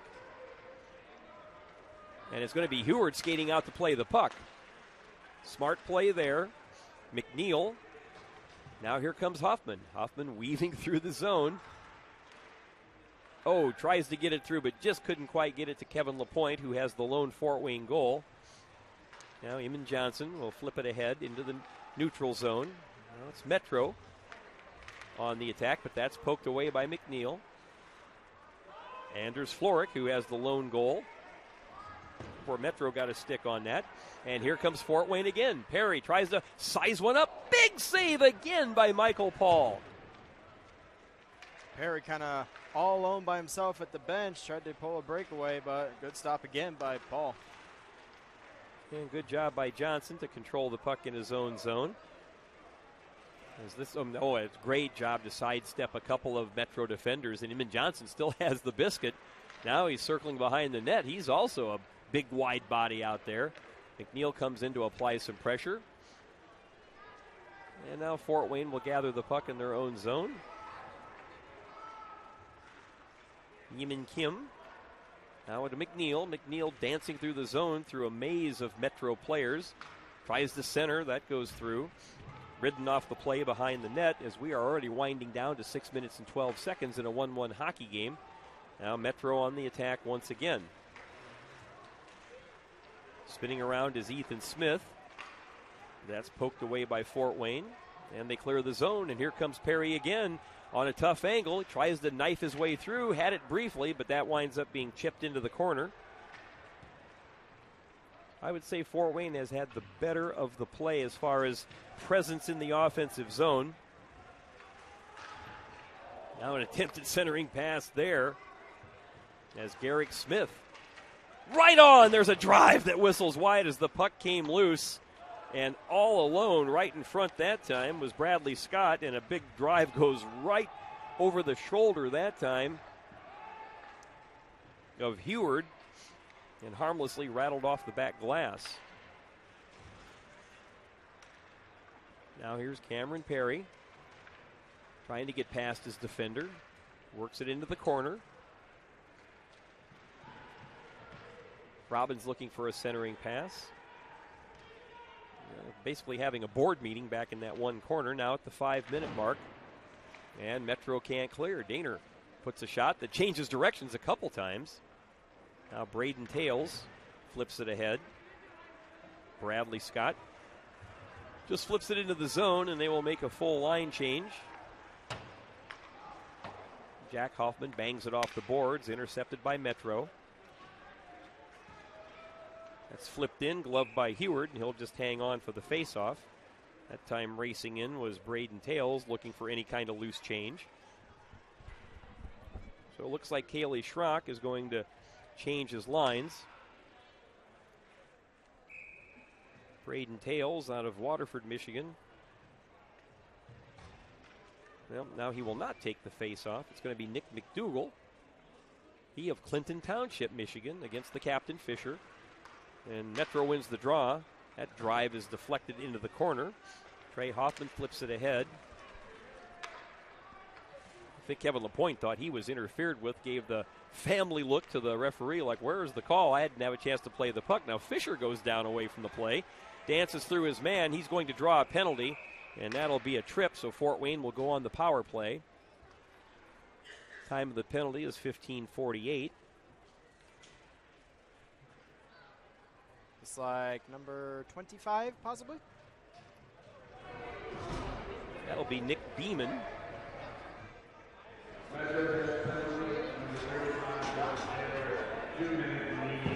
Kneeing is the call. Oh, and I believe they called that on John Taylor, which would be 35.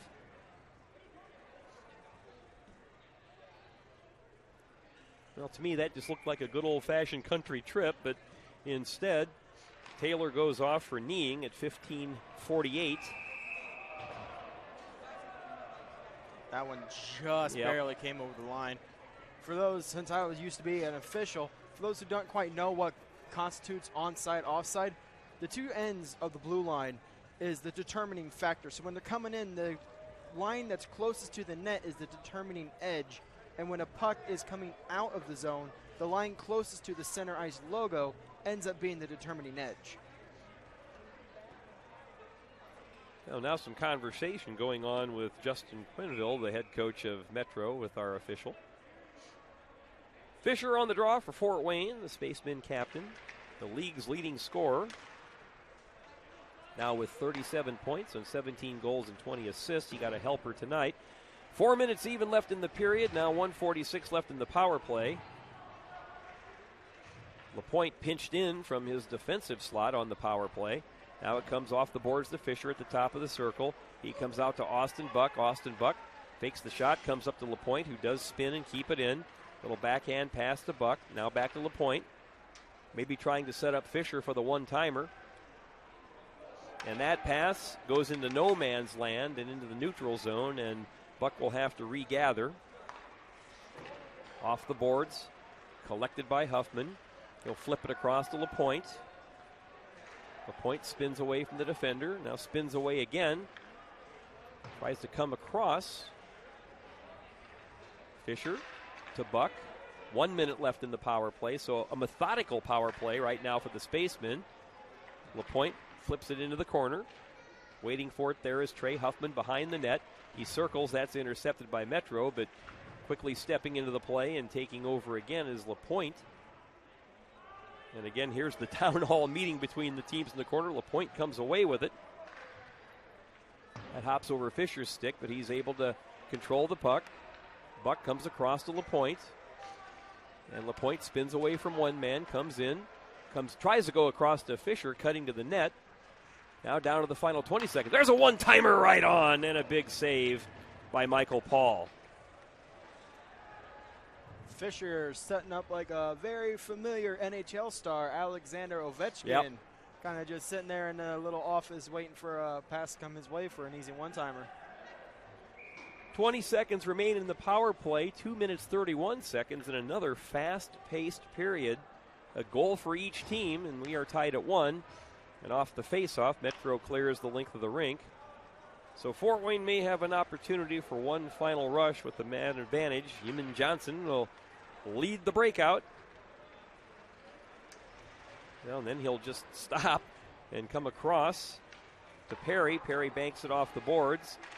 Now the teams are at full strength, and you had Daniel Hack jump out on the ice looking for a possible breakaway. Paul tries to clear it. Oh, he clears it right onto the stick that time of Dylan Marks, and Marks snapped it right on goal, and Paul had to be ready. That could have handcuffed him and maybe sneaked into the net. So the goalie trying to play the puck wasn't exactly the soundest play made right there. Yeah, that's one of the things that was kind of detrimental when I played as a goaltender. I wasn't the greatest, strongest puck carrier, so I kind of stayed in my net a little bit more than try to make a risky pass that could eventually get myself scored on. 1:59 remain here in period number 2.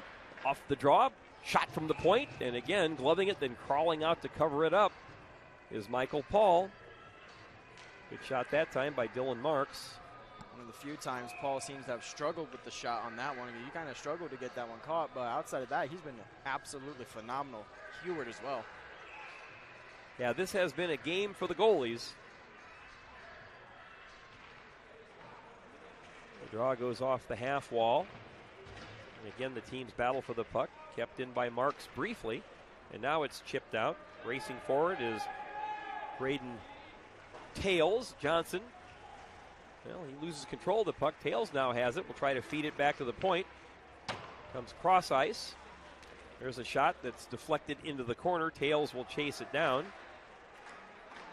And Schiebel tries to take control along the half wall. Stepped into that time with a good check by Hack. Now Fort Wayne having a little trouble getting the puck out of its own end. Oh, a big collision there between the dueling number 3s, Hack and Marks. And now Perry drifts into the zone. Flips it behind the net. Schiebel, who has just been a road runner on the ice in this game, under a minute to go, and now Metro on the breakout. Shot right on. Well, the question is, did he glove it? Did he carry it into the net? Metro thinks they have a goal, but referee Kleinschmidt is signaling no. I'll tell you what, Brandon, I thought he had the save and then lost an edge on his skate, and I thought he almost carried the puck into the goal across the red line, but the referee says no. Well, now we see the puck is laying still in the crease. Metro is not sold on this whatsoever. it's one of those calls where, as a referee, you need to be in that golden triangle, and that's kind of a hard one to say. I mean, if you're not right in the position, you can't just call a goal just to call a goal.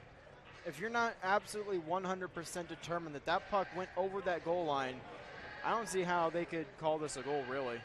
Well, now it looks like the officials are going to confer, and that's the one thing, in case people are wondering, at this level, at least here in Fort Wayne, you don't have goal judges stationed behind the net with a red light like they do in the pros. So Justin Quenville, the head coach of Metro, wants an explanation. And frankly, I'm not sure if anybody, including the goaltender, Michael Heward, knows for sure if that puck somehow carried across the red line, but it was a good shot that seemed to somewhat handcuff Heward, and then when he went down rather awkwardly, he slid into his own goal, and then the question was, did the puck slide in with him? So a lengthy conversation has concluded, and just looking at the body language of head coach Justin Quenville, I don't think he was satisfied with the explanation. But on we play with 50 seconds to go. Fisher, the captain, against Garrick Smith of Metro. And controlled by Buck, who will ring it around the boards. Huffman tries to chip it out, and that, well, Fisher was trying to pick up speed but forgot the puck. And now here comes Metro on the attack once again. That is shot into the corner. LaPointe takes a look. We're down to the final 30 seconds of period 2. LaPointe dancing by his defender. Boy, what moves by Kevin LaPointe. Look at him weave through. LaPointe all the way, and there's going to be a penalty, and it might be an interference call. Yep. Behind the play as LaPointe kind of went into the zone. One of the Metro players got caught just inside the blue line around the high slot. So we'll see what's going on with this one. It's like Fisher might be. Linesman waving at Fisher. And Fisher is like, what? Who, me? Well, I saw the collision, and it was away from the play. So it will be Fisher. 2 minutes for interference at the 1940 mark, so power play time for Metro, which if they don't score in the final 20 seconds will carry over into period 3. And trying to keep one eye on LaPointe and one eye what was going on. When I saw that, I thought, oh, there could be an interference call, and sure enough, the right arm went up. Metro wins the draw. So a chance on the power play. There's a shot. Oh, blocker aside that time. Not sure that Heward saw it all the way, but he saw enough of it to get rid of it. And now a 2-on-1. Here comes Robbins with Perry. There's a shot. That's steered aside. Perry tries to shoot it, but it's off the side of the net. Down to the final 4 seconds. Can Buck get a shot off? 2-1. Knocks the stick out of the hand of Michael Paul, and that will be the end of period 2. Another good period of hockey, and when we head to period 3, Metro will still have 1 minute and 39 seconds of power play time. So we have completed 40 minutes of play here at the Parkview Sport 1 Ice House. It's Fort Wayne 1 and Metro 1. We'll take a break and come back and recap the second period. You're watching Spacemen Hockey on the Spacemen Broadcast Network. The Acme Bar and Grill, where neighbors meet. A Fort Wayne tradition since 1941. We feature nightly dinner specials along with our iconic pizza, wings, and pork tenderloins, and barbecue in our family-friendly atmosphere with a retro flair. Additionally, we offer a full bar with 26 beers on tap from various Midwest breweries. We also have an area perfect for private events such as meetings, reunions, and banquets that holds up to 50 people. The Acme Bar and Grill, located in the heart of East State Village, where neighbors... For every victory, for every highlight, for every team in the Summit Athletic Conference, we've got you covered. Like, follow, and subscribe for all the latest. Parkview Sports Medicine's integrated sports medicine team is built to serve the needs of all athletes in all sports. Our team's only goal is to improve athletes in every facet. PSM offers performance training to help athletes get better on the field, dedicated athletic rehabilitation and physical therapy to help them get better off of it, certified athletic trainers in our PSM schools providing daily support to our athletes, and a specialized orthopedic walking clinic when injury strikes. Call 260-266-4007 to speak to our care navigators or visit ParkviewSportsMedicine.com to learn more about what we can do to improve athletes at all levels. Joint pain, sprains, strains, or a possible broken bone? Make the Parkview Ortho Express walk-in clinic your first stop when you have an orthopedic or sports injury. Parkview Ortho Express, located at the Sport One Parkview Fieldhouse, gives you access to quick care and orthopedic physicians when you need it most. Get x-rays, treatment, and referrals to Parkview Care, all in the convenience of a walk-in clinic. Parkview Ortho Express is open Monday through Thursday, 7 a.m. to 7 p.m., Friday, 7 a.m. to 5 p.m., and Saturday, 8 a.m. to 12 p.m. Call 260-266-4007 for more information. Brooks steals it, tips it away to himself. He'll go to the hoop and slam it down. They attack, they get a great shot. Here he comes. And Lucas Crawl. Shot hits the post. And the centering feed to Luke Gibson. Shot scores. The rush comes. Oh, almost picked off by Ethan Hoover. And the takedown.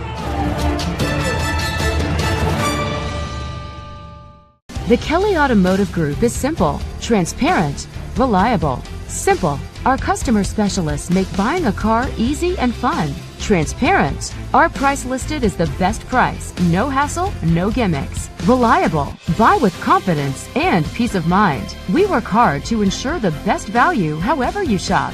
Come see us in Decatur at the 2733 Auto Mall and shop 7 brands in one location. The Kelly Automotive Group. Simple, transparent, reliable. It's the comets. Comets falling from the sky. Comets falling from the sky. Comets falling from the sky. Comets falling from the sky. Comets falling from the sky. Comets falling from the sky. Comets falling from the sky. Comets falling from the sky. Joint pain, sprains, strains, or a possible broken bone?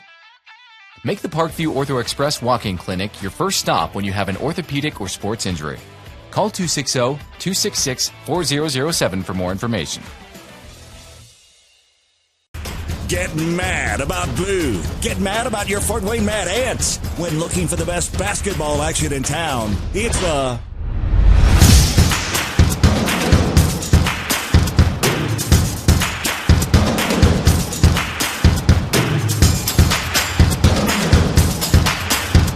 Go to FortWayneMadAnts.com for the complete game schedule. See your Fort Wayne Mad Ant in action.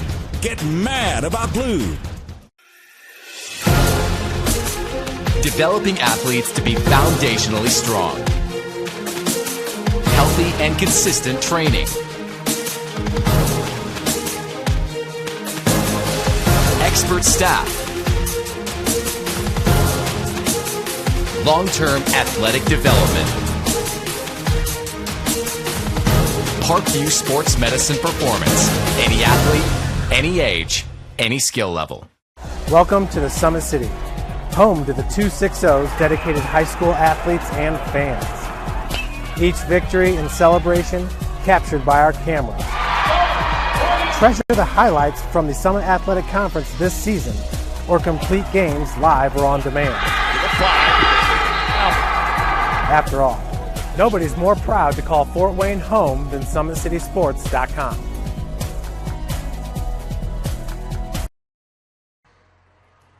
Welcome back to the Parkview Sport One Ice House. Brandon Porter, Kent Horman here on the Spacemen Broadcast Network. After a scoreless first period, each team with a goal, and they came early in period 2, Brandon.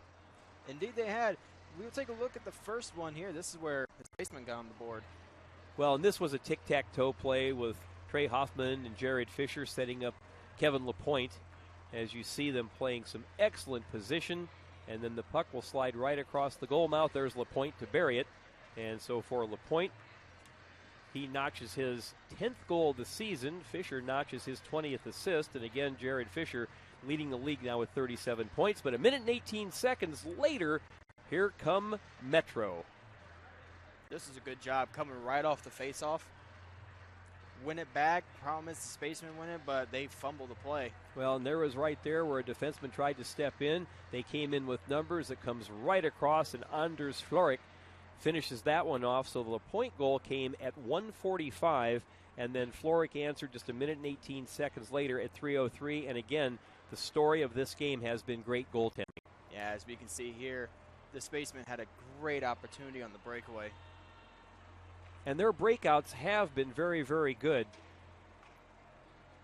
As you can see here. And there's Robbins coming in, all sorts of dekes. Maybe got himself in a little too tight, but Michael Paul doing a great job of holding his ground and smothering that puck. So again, we're also getting an update on the assist on the Florek goal. They gave an assist to Trevor Naiman. So that was the helper on the equalizer. Penalties in the period, and again, it's been a relatively penalty-free game. You're going to get the odd ones here and there. Bradley Scott of Metro went off for interference at 5:01. Then you had John Taylor of Metro being called for kneeing. That came at 15:48.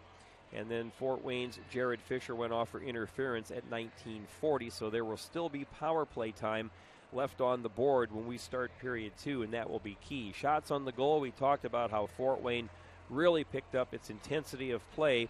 They outshot Metro in the second period 18-10. So for the game, Fort Wayne has 25 shots to 23 shots for Metro.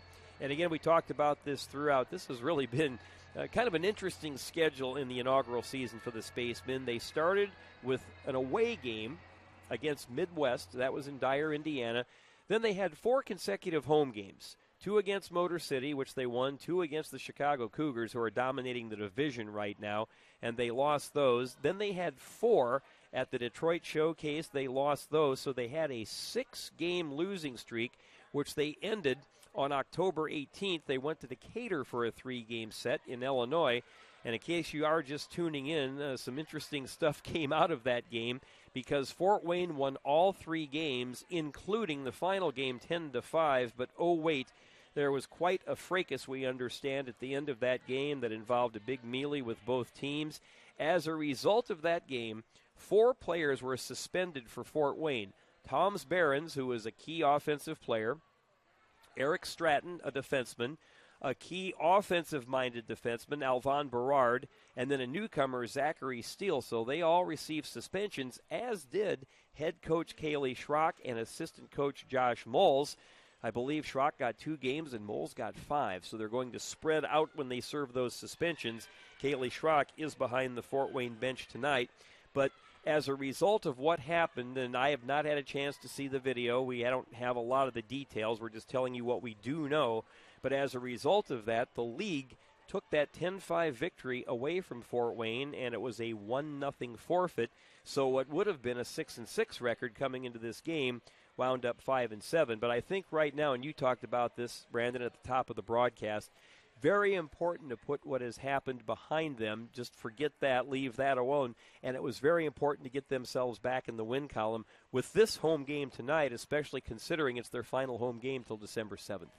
Yeah, coming in with a losing streak is always hard on a team's confidence level, especially in the first year. They start second-guessing themselves a little bit, like, were we really good enough to get those wins that we did? But it's nice, though, that they turned it around in Decatur, getting those 2 wins. Unfortunately, as you said, they had to forfeit that 3rd one. So what they got to do there is take that, put that behind them. Like, that's in the past now. So let's reset.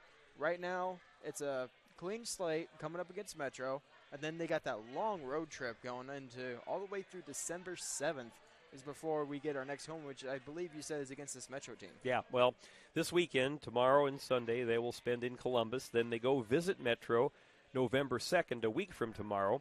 November 9th and 10th, they take on the Fighting Irish. That's a Michigan team. That'll be away. Then the weekend of November 15th through the 17th, a 3-game swing into Boston. Friday, November 22nd, and then Saturday, November 23rd, they'll take on the Chicago Cougars on the road. And then on Sunday, November 24th, they will take on Midwest. So they'll be away for 11 games before they return home December 7th for an 8:30 face-off against this same Metro team. So we are now, as Eddie Long used to tell us in a close hockey game back in the days of the Junior Comets, he said, boys, 20 minutes to Broadway. So we'll see who can control this final 20 minutes and come away with a victory here. Will it be Metro? Will it be the Spacemen in the final 20 minutes here at the Parkview Sport One Ice House? We'll take a break and have third period action. You are watching Spacemen Hockey on the Spacemen Broadcast Network. Thank you for supporting Summit City Sports. For the last several years, we've provided the Fort Wayne community and beyond with coverage of a variety of sports, thanks to our title sponsorship from Parkview Sports Medicine.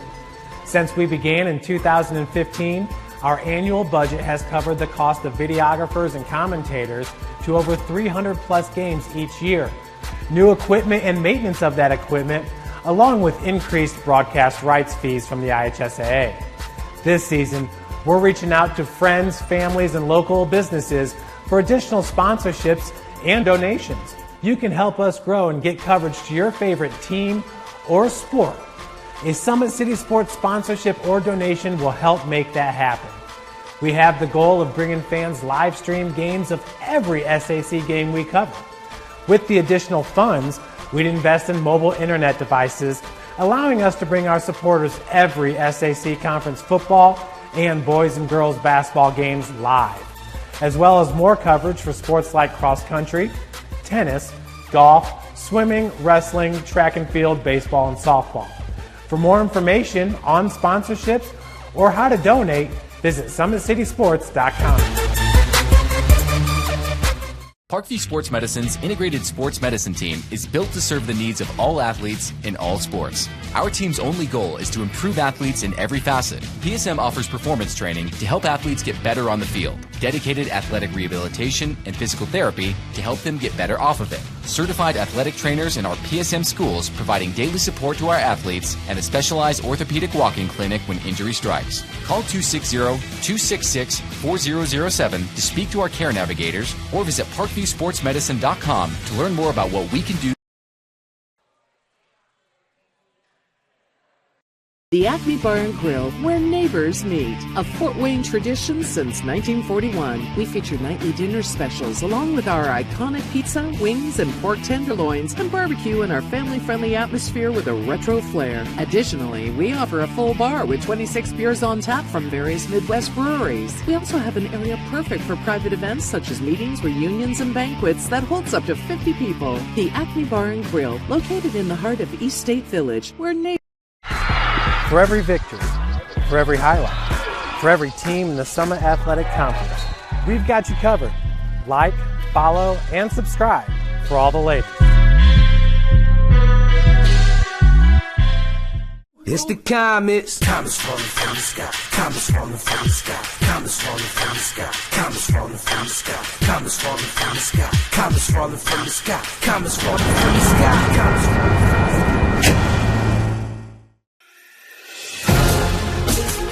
Developing athletes to be foundationally strong.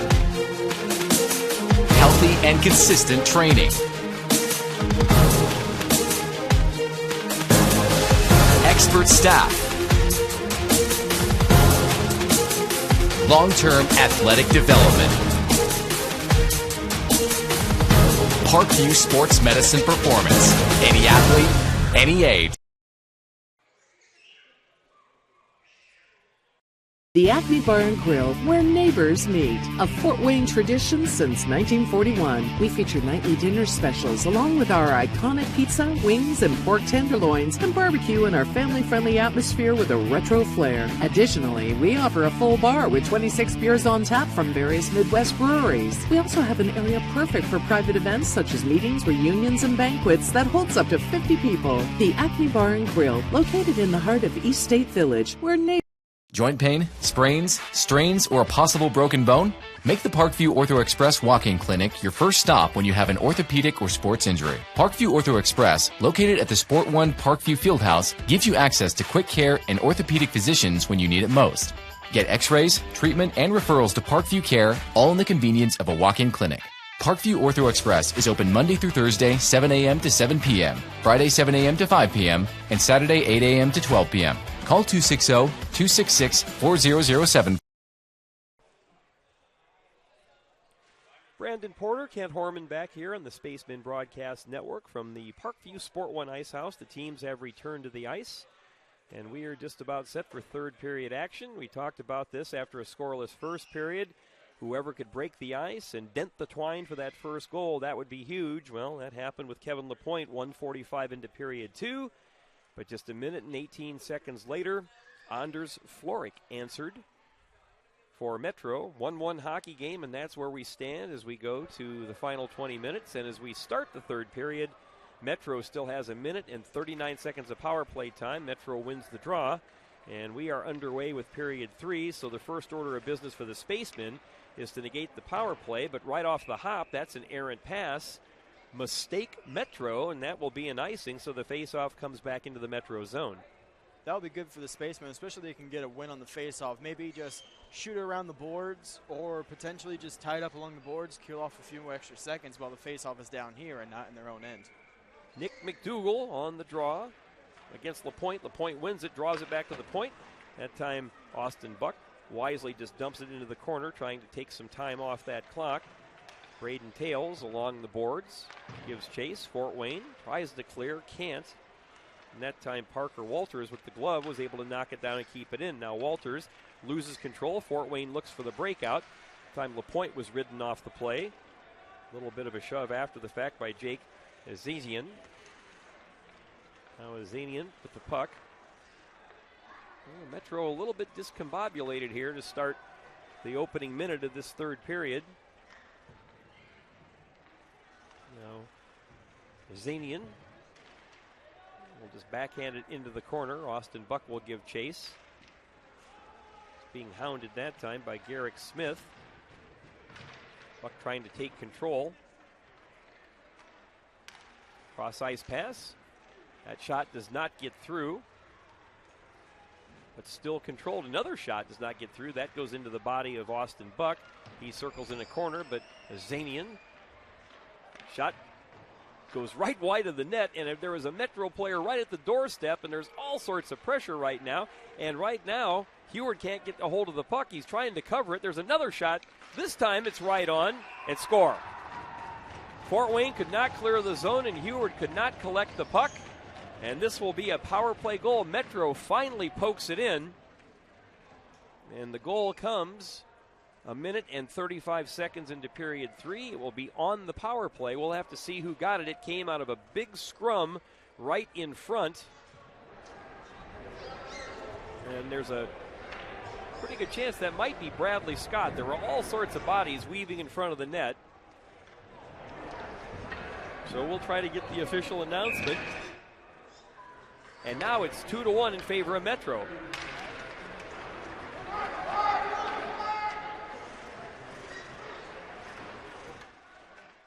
Well, the Spacemen choked off all but the final 5 seconds of that power play.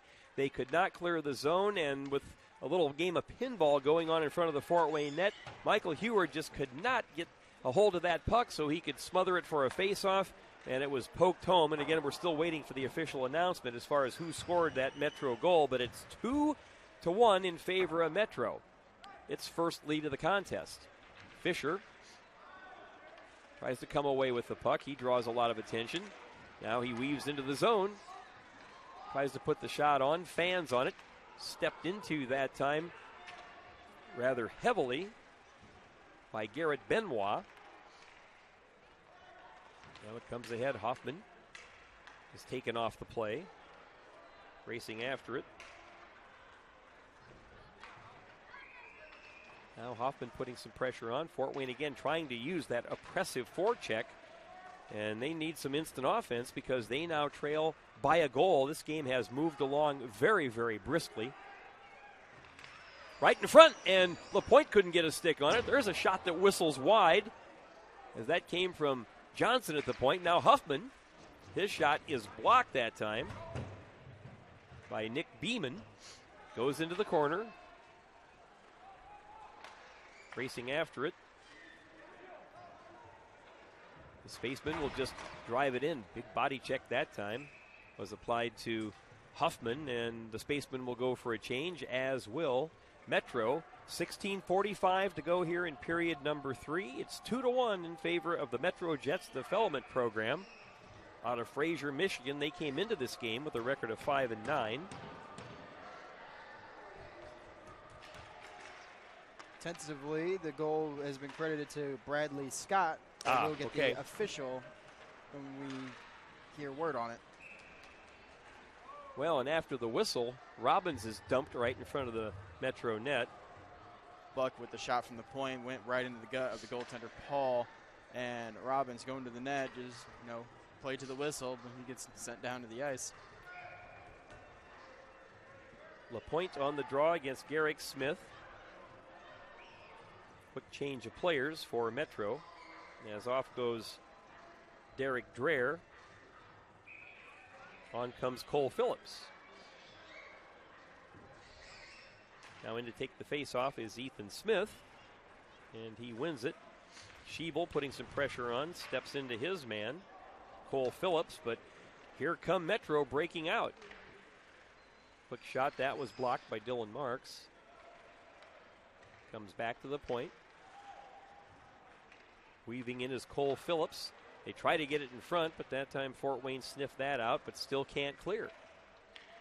Now it's intercepted by the Spacemen, and the pass comes ahead. Here comes Fort Wayne on the breakout. Corbin Schiebel with a drive, and it's right on, and a big save. And that time it looked like Paul took exception, and there's a little extracurricular after the play there with Schiebel. I don't think Michael Paul looked like the fact that Robbins was in there, kind of in his turf, so to speak, maybe a little bit too close to that blue paint in the crease.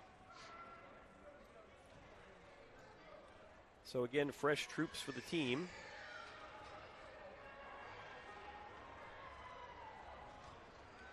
Well, quite the conversation with Braden Tales and Kleinschmidt, our referee.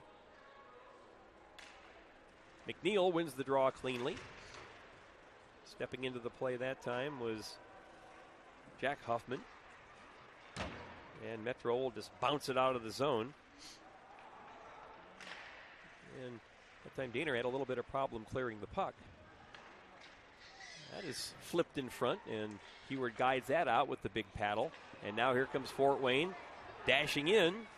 Spinning around that time as Perry tries to put the pass on McNeil's stick, but couldn't get it done. And now under 15 and a half minutes to go in the third, 2-1 in favor of Metro. Dancing out with the puck is Parker Walters. Tales steps right in. That shot is right on, and the loose puck is in front.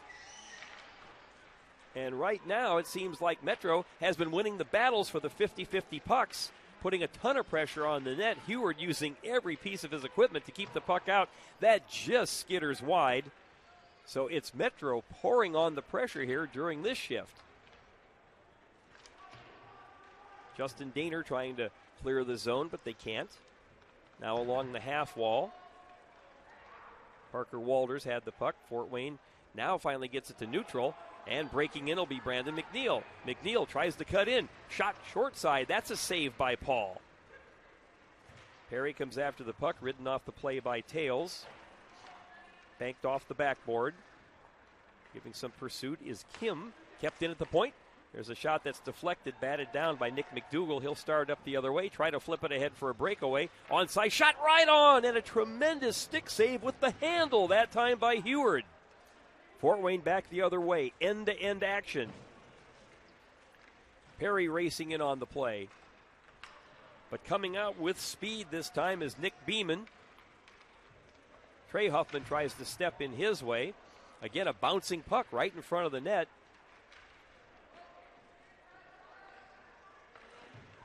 And Metro is putting on a ton of pressure in the Fort Wayne zone. A lot of times Heward's only recourse is just to kind of drop to his knees so he can try to see the puck. Well, two players joust as Huffman went to the ice and tried to get back up quickly as he was battling with Nick Beeman. Now right in front, here's a shot. Oh, it goes off the glove that time of Paul, as bidding for the tying goal was Cameron Perry. Now Trey Huffman intercepts along the boards. He's stepped into rather neatly that time. Perry's down behind the play. And here's the stuff we talk about where you just have to skate away from things. Derek Dreher stepped into Huffman with a big body check. And now you have Perry down on the ice. The good news is he's up under his own power. I think 43 for Metro kind of going up and making sure Perry was a little bit okay on that one. One of those accidental hits, I believe. Well, now there's a conversation with the referee because I think Fort Wayne was expecting a penalty of some sort. The captain Fisher out there to get the explanation. He'll go back and tell head coach Kaylee Schrock what he heard. 13:18 to go in period number 3. 2-1 Metro. Brandon Porter, Kent Horman here from the Parkview Sport One Ice House. There's a shot that's blockered away. Michael Paul, along with Michael Heward of the Spacemen, they have had tremendous games tonight in their respective nets. Now dashing in on the off wing that time is Anders Floric, who has one of the goals for Metro. Daniel Hack working in the corner. LaPointe tries to spin away from the check from Hack. Floric tries to control, but coming out of it are the Spacemen. Now Floric is ridden off by LaPointe. And that'll just be ice the length of the rink. Well, right now, over the last, I'd say, 3 to 4 minutes, it has been Metro that has been bottling up the Spacemen in their own end. That's dealing with like a lot of momentum shift. Teams really getting a lot of inspiration from their goaltenders as each one is putting on a great game. So they're finding inspiration from those saves to try to help them get the win both ways. Garrick Smith on the draw against LaPointe. Fort Wayne will come out trying to break it out with some speed that time is Schiebel, who I think has had a really energizing game for the Spacemen. Just buzzing out there every shift he gets. It's banked off the boards. Robbins rides his man off the puck. And Kevin LaPointe collects for Fort Wayne in his own end. Tries to weave through some players. They do finally clear the zone to neutral. That shot winds up on goal, and that is steered aside by Michael Heward. Big hit that time, and a high hit. And I believe that was on Jake Zanian. And he is down. I think he got clipped right in the chops. So he is down, and I also don't believe the referee saw it, so I don't think there will be a penalty. I think that was a case of one of the Spacemen trying to finish a check, and he came up high, and he may have got him right on the chin. I believe he also got one earlier in the game, also up high, whether it be a stick or a puck. Yeah, he got an accidental high stick that kind of got him in the mush, so it has been a rather tough night for Jake Zanian. 6'1", 205-pounder out of Trenton, Michigan. So now a conversation with the Metro player and our official continues, like, what was that and why didn't you see it? Face off outside of the Fort Wayne zone. 11:47 left in the third, 2-1 in favor of Metro. Glad you could join us here on the Spacemen Broadcast Network. They joust for the draw. And the race is on, and again the speedy Corbin Schiebel trying to reel it in, but back the other way, breaking it out will be Metro. LaPointe rides his man off the play, Parker Walters. And that winds up coming to center, and right on the stick of Blake Sheridan. Now they dump it into the Fort Wayne zone. That gets past the goaltender. Eamon Johnson will have to battle for the puck. And Fort Wayne looking for one of those breakouts. Good job that time by Tails to take it right off the stick of Robbins. We wind down to the 11-minute mark in period number 3, and it's still the 1-goal lead for Metro. Just able to keep it in that time was Blake Sheridan. Now Fort Wayne looking for the breakout. That's a little too strong, and that'll go the length of the rink. That should be an icing on the Spacemen, and it is.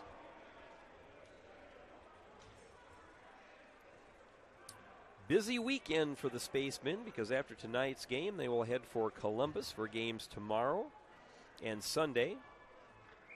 And then a week from tomorrow, November 2nd, they will make a trip to Fraser, Michigan to take on this same Metro team. But starting tomorrow, the Spacemen begin an 11-game road trip. They won't return home until December 7th against this same Metro team. Now, there's been a lot of jamming in the neutral zone, and Fort Wayne has had a little bit of a difficulty getting organized. There's a pass right in front. The shot, tremendous save again by Heward, as he did a great job of hugging the post so he could not be beaten short side. Now, you can tell Michael Heward's had himself a night, and he's a little slow in getting up. I don't know if it's fatigue or when he had to slide through the goal mouth. I think he's okay. So he's not quite. There he goes a little bit, but yep. He wasn't quite stretching it out. I think it was more of a fatigue factor. But when you make those split saves, one thing that's always at risk is pulling the groin or pulling a hip. Well, he's faced a lot of rubber. That time, LaPointe wins the draw, goes into the corner, but chased down as Metro continues its suffocating pressure in the Fort Wayne zone. One of the main culprits of that is 22, Garrick Smith. Now Fort Wayne looks to break out, and the race is on. Logan Robbins, now Schiebel. Schiebel dances around one defender, and he is stepped into with authority that time by Garrick Smith, and back the other way. Perry tries to poke the puck away, but can't. That pass a little bit behind. But Metro is kind of handling the puck right now. Ethan Smith dancing and weaving in his zone. Puck goes in behind the Fort Wayne net. Justin Daner can't clear the zone. Now this will be a delayed offside, so Metro tags up, and they will get some fresh horses on the ice. We are under 10 minutes to play. 2-1 in favor of Metro over the Spacemen. It's banged off the boards, and again, I think one thing's going to happen. We still have 9 minutes to go, Brandon, but pretty soon Metro is going to try to let the clock do some work for him as well. Lunging out to knock that puck down was Michael Heward, but now you have two Metro players going after the puck. Fort Wayne clears. Good hustle that time by Perry. And that's just dumped into the Fort Wayne corner. Justin Daner will gather. He's one of the newcomers. That's intercepted and along the wall. Kept in that time by Nick Beeman. Daner will try to spin behind his net. That just is banged off the boards by Austin Buck. And the puck rolling on its side into the Fort Wayne zone, where it's gathered by Braden Tales. Now down to 8:24 to go in third period. Fort Wayne has to make something happen. Nick Beeman able to clear the zone. Now Daniel Hack. At Fort Wayne, here comes Jared Fisher, the league's leading scorer. Tries to dance by one player, still has the puck. Ridden off the play by a host of Metro players. But now Cameron Perry has it. Fisher spins away from one defender. Now Beeman is hounding him. Fisher takes a look, looking for anybody he can center the puck to. Now Fisher dancing between defenders behind the net. Now Perry has it. That's poked off of his stick by John Taylor. He flips to center, but intercepted by Huffman. Huffman is bumped off the play that time by Parker Walters. They scrum for it right at the blue line, and right now the clock is not Fort Wayne's friend. Fisher will draw a penalty. Looked like he was hooked a little bit. Huffman comes across, dancing in with a toe drag, shot right on as Jack Huffman, but a big save that time by the goaltender, Michael Paul, and looks like we will get the hooking penalty. This will come at 12:38. Number 5 will be going to the box. Michael Paul doing a really good job coming out of his crease, challenging the shots, cutting down on angles. He's on top of his game as he's trying to preserve this 1-goal lead. So Nick McDougall goes off 2 minutes for hooking at 12:38 of the third period. It appears as if, I'm just guessing here, but perhaps Kaylee Schrock is called a timeout to draw things up. I do believe on so. the power play. And I would almost wager dollars to donuts that when the power play unit comes out, you will see Messrs. Huffman, Fisher, LaPointe, probably Buck. With the strong shot he has from the point. So here's our game reset. 7 minutes, 22 seconds left in period 3. Metro 2, Fort Wayne 1. After a scoreless first period, Kevin LaPointe gave Fort Wayne the lead on a pretty tic-tac-toe play with assists from Trey Huffman and also Fisher, the league's leading scorer.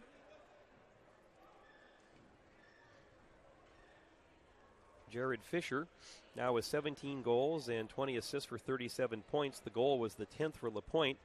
But Anders Floric got the equalizer a minute and 18 seconds later at the 3:03 mark. The assist was from Trevor Naiman. And then a minute and 35 seconds into period 3 on the tail end of a power play, Bradley Scott poked the puck home out of a goal mouth scramble, and that's where we stand. So Fort Wayne going on the power play. And early in the season, their power play was quite potent. They haven't had a ton of chances tonight, but they do not have any power play goals. So Fisher on the draw, and Metro is able to clear. So Kevin LaPointe, who looks like is manning the point on this power play. You have LaPointe, Fisher, Huffman, Buck, and also Robbins out there. So you pretty much nailed it right on the spot. Good pass off the boards, just a little too strong for Huffman breaking in.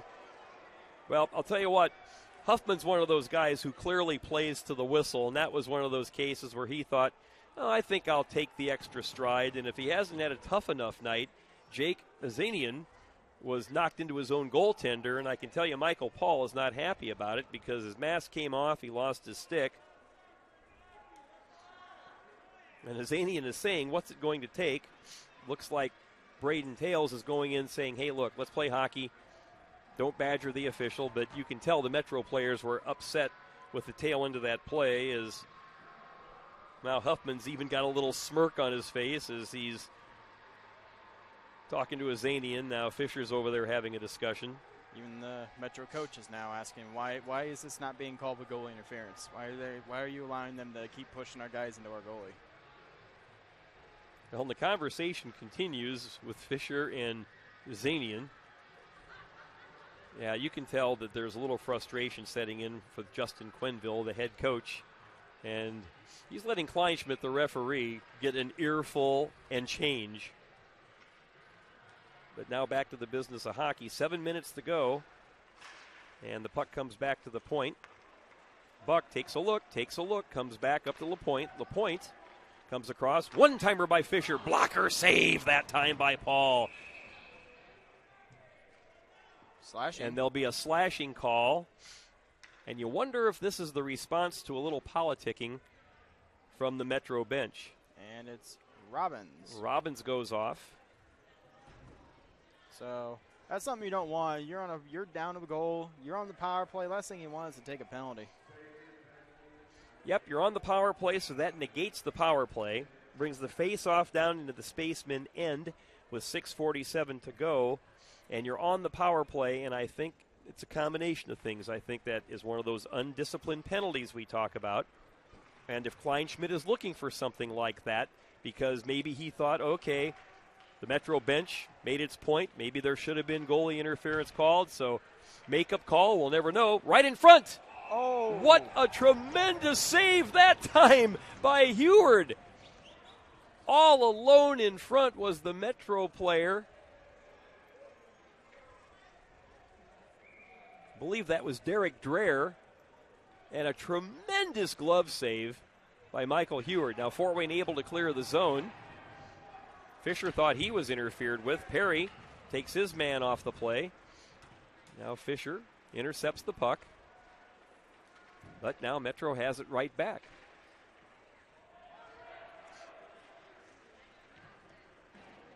Ethan Smith comes back to the point. Fort Wayne poking it away, trying to break out with numbers.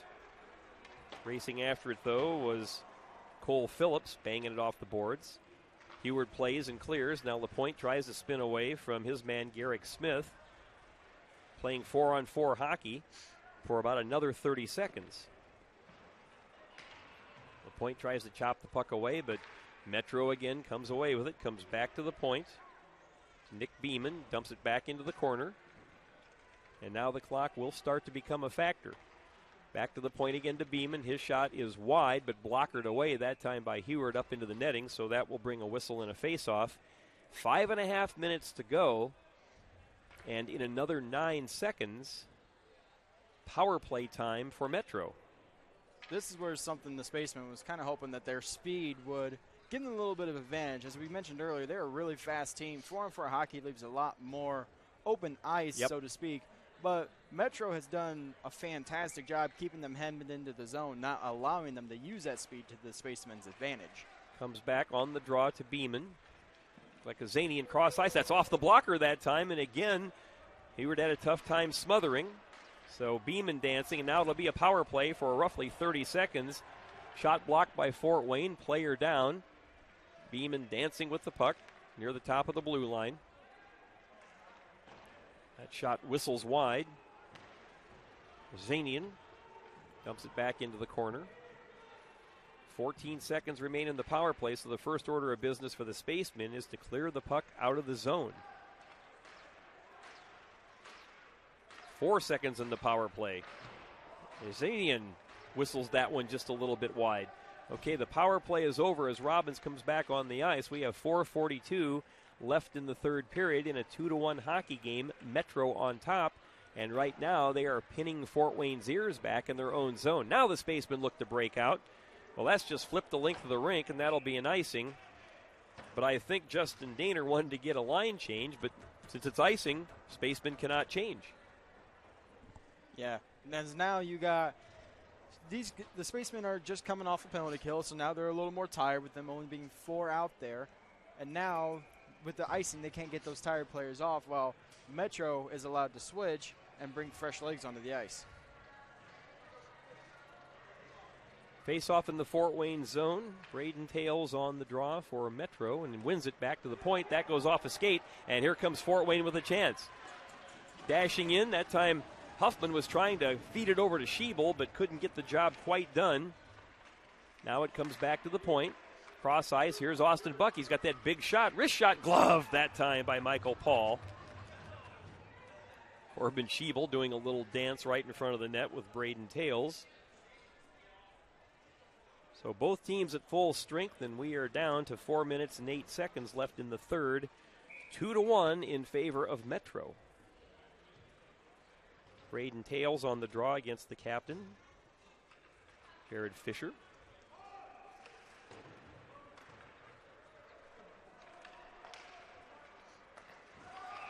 That's offside on Fort Wayne.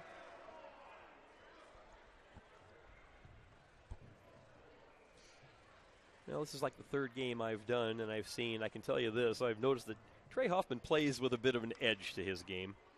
Yeah, he did that a lot in the high school varsity level with the Carroll Chargers. He was always making sure he pretty much always got the last say in everything. Dumped into the zone by Perry. We're under 4 minutes to go, so the clock will start becoming a factor. Back to the point. Buck comes across. LaPointe, a little bit of a knuckleball that just went wide. Azanian will try to play it out from behind the net. Up ahead that goes to Garrick Smith, but players flying all over the ice, and now breaking out with it is Ethan Smith. Weaves through the zone, little backhander right through the goal mouth as the clock winds down to 3:22. Puck bounces over a stick and into neutral ice. Beeman will just flip it in, and I think we'll see a lot of that over the remaining 3 minutes. If they don't see anything, Metro will try to let the puck do the work. Hoffman is bodied off the play, and then he's knocked out by his own man, Perry. Banked off the boards, and that time Tails will just dump it into the Fort Wayne zone as Metro goes for a line change. Spacemen need something to happen. Puck comes ahead to Hoffman, bumped off the play. Cameron Perry tries to see if he can catch up with the puck, but there's Beeman. Stepped into that time by Trey Huffman, but Beeman comes away with the puck, and here comes Metro with numbers. Beeman, top of the circle, wrist shot, that's sticked aside and then covered up by Michael Heward. So we are down to just about 2.5 minutes to go, and the Spacemen need some offense. Well, looks like Coach Schrock, looks like he's pulling off Fisher and them for a little bit of a rest before a final shift. I would assume he's going to throw all of his high-producing players out there within probably about the final minute as soon as he can. Well, that's important. The Spacemen win the draw. And it'll be Jack Huffman carrying it, banging it off the boards. Race is on. Looks like Schiebel will win it, so the icing is waved off. Down to 2:20 to go in the third period. Robbins tries to weave in front, but there is a sea of blue jerseys. Dumped back in. Cole Phillips tries to clear the zone and does. Now here's Logan Robbins. coming in off the wing. Shot, that just goes wide behind the net. Fort Wayne tries to collect it again, so Robbins behind the net. And that's just chipped to center, and Daniel Hack takes a heavy hit that time from Dylan Marks, but he got it into the Fort Wayne zone. And as Fort Wayne tries to carry it in, that'll be an offside. So Michael Paul doing obviously a very good job in the game, but you got to give credit to his mental clarity, so to speak.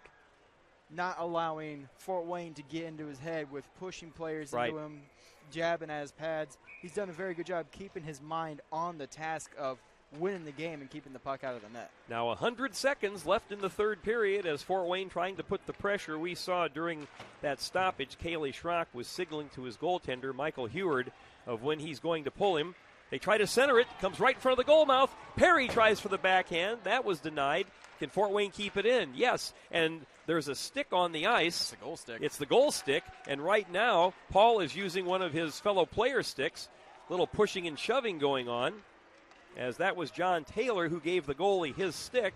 So a chance for Fort Wayne. There's a shot that just about slips past. It was off the glove that time of Paul. Right in front, they can't get the shot to finish as Fisher bidding for an effort. Bodies flying everywhere. We're under a minute to go, and Heward has not left the net yet. Now LaPointe will spin. I would think when he leads this rush, we're going to be seeing Heward. Fort Wayne has to get the puck deep. Bounces into the zone, and right now they can't get Heward off the ice as we are down to the final 40 seconds. So time is being eaten off the clock. And now here comes Heward to the Fort Wayne bench. Almost intercepted by Metro. Fort Wayne has to get the puck deep, and there is an offside. And after the play, a hit. Perry takes exception to that. Tails is stepping in to pull Perry out of there, and they're just trying to get the players separated.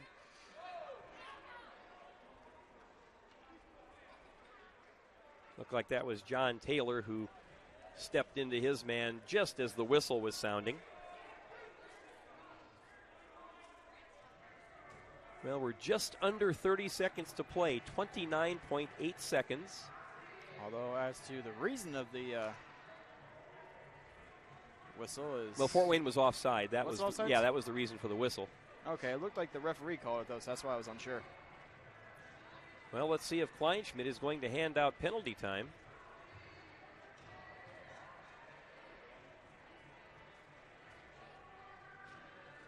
Okay, we see a Metro player going in, and that is going to be Parker Walters. Looks like they're escorting Huffman as well. Yep. So Trey Huffman picks up his third penalty of the night. Comes at 19:31.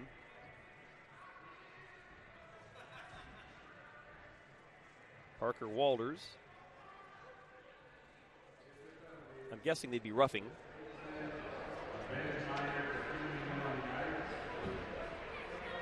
Oh, that's what it was. A bench minor for too many men. A bench minor, too many men on the ice. But there is a Metro player in the box as well. So what's happened here, the reason for the whistle was actually because of a too many men too many men, not the offside. And then it's the coincidental minors for Huffman and Metro.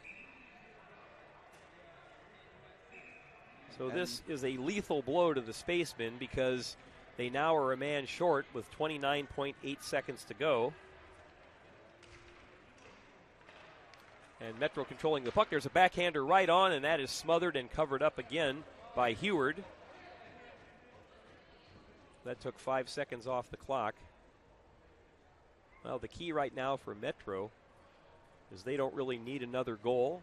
Kill the time. They just have to control the puck. And this has been an outstanding game for both goaltenders, but it looks like Michael Paul, the goaltender for Metro, is 24 seconds away from prevailing in this one. Now Buck is going to flip it ahead. That goes into the Metro zone, and the race is on with 16 seconds to go. Perry in hot pursuit that time. Fisher kind of rides Beeman off the play. Spinning is LaPointe. We're down under 10 seconds. Fort Wayne has time for maybe one more shot. LaPointe comes in. 5 seconds. Oh, the puck just caroms away. 2 seconds, one, and that will do it. So the third period goal by Bradley Scott on a power play ends up becoming the game winner. And Metro has come into Fort Wayne to knock off the Spacemen by the final score of 2-1. We'll go to break. We'll come back and wrap things up from the Parkview Sport One Ice House. You are watching Fort Wayne Spacemen Hockey on the Spacemen Broadcast Network.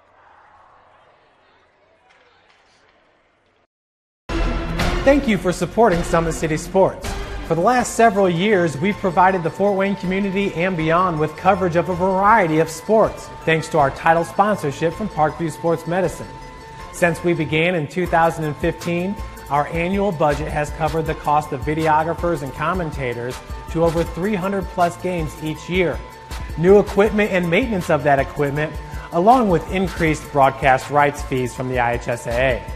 This season, we're reaching out to friends, families, and local businesses for additional sponsorships and donations. You can help us grow and get coverage to your favorite team or sport.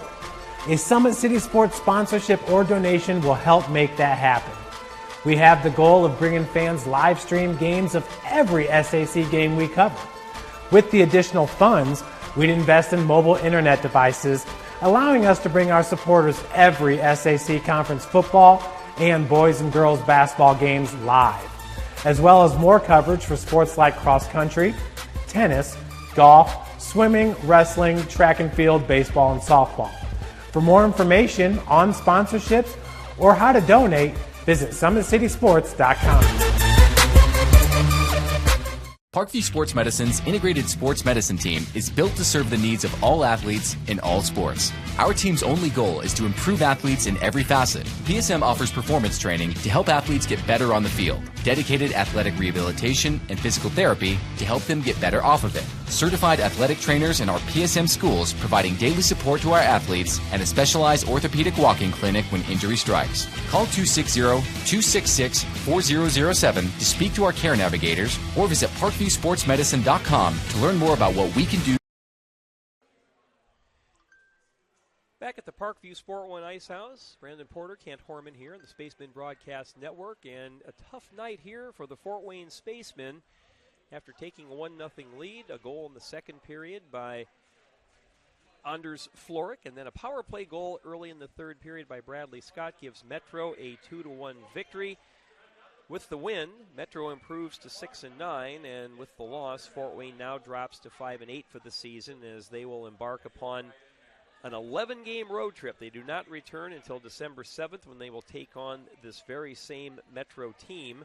And it doesn't get any easier because tomorrow and Sunday they will be in Columbus for a pair. Brandon, this was a good hockey game, dominated by the goaltenders. Yeah, it really has been. We've been showing the replays all night, and we got one more to show for you guys off a fantastic flashing the leather glove save here by Heward. Yeah, and this thing where all of a sudden the puck comes free, and the Metro player is right on the doorstep, has a perfect angle, and just a tremendous glove save. There you see Heward flashing the leather, tremendous glove save, and that clearly was one of the saves of the game. Michael Heward had an outstanding night, and he actually had 34 saves, but he was just bested by a little bit by Michael Paul, the goaltender of Metro, who had 33 saves, and Metro stepped things up in the third period. They outshot Fort Wayne 13-9, so again, a total of 36 shots for Metro, 34 for Fort Wayne. The lone goal in the third period came by Bradley Scott at the tail end of a power play, a minute and 35 seconds in. There was only 5 seconds left on the power play clock, but Scott, out of a wild goalmouth scramble, it was a combination of Fort Wayne couldn't clear and a bouncing puck that Heward just couldn't find a chance to get his pads or get his glove on, and Scott was able to pick up the loose change and bang it in. That wound up being the game-winning goal. Penalties in the period. Nick McDougall went off for hooking for Metro at 12:38. Logan Robbins had a slash for Fort Wayne at 13:13. Trey Huffman and Parker Walters went off for roughing at 19:31, and Fort Wayne also called for too many men on the ice at 19:31. So that's one of the things that we've talked about this, that Fort Wayne is going to have to clean up those penalties, and this is a physical league without question, but it was a battle of the goaltenders tonight, and in a battle of the Michaels, Michael Paul just a little bit better tonight than Michael Heward, but you have to give both of those guys tremendous credit. Yeah, they did a really good job. As I mentioned before, Paul doing a good job keeping his mind clear, focused on the game rather than all the amount of times he's been bumped, pushed, poked at, and everything. Heward coming up with big saves whenever he could to keep Fort Wayne into this, but unfortunately another costly power play goal against the Spacemen ended up being what was the pretty much stake in the coffin. So an 11-game road trip begins tomorrow in Columbus, the Spacemen in Columbus, tomorrow and Sunday. Then a week from tomorrow, November 2nd, they will visit Metro in Fraser, Michigan. November 9th and 10th, they will take on the Fighting Irish of Michigan. A couple of road games there on Saturday and Sunday. Then they will make a 3-game swing to Boston November 15th through the 17th. They will take on the top flight, the leaders in the Midwest East Division, the Chicago Cougars, on Friday, November 22nd and Saturday, November 23rd. They'll play against Midwest on Sunday the 24th, return home finally to Fort Wayne on December 7th, and that'll be against Metro, an 8:30 scheduled face-off here at the Sport One Parkview Ice House. And then they're going to have another lengthy road trip. 7-game road trip, 2 in Motor City, 4 in Chicago during the middle part of December. They go to Midwest to start the new year. And then what's going to be interesting, if they can survive these road trips, they finish the season at home with 11 home games starting January 17th.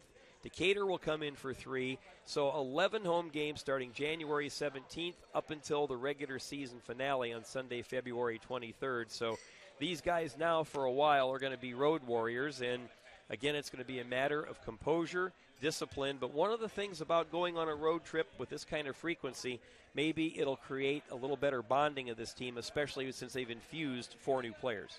Yeah, that's always a big thing that bonds players together, is these big road trips where they have to pretty much rely on each other. There's no fan support in the crowds, really.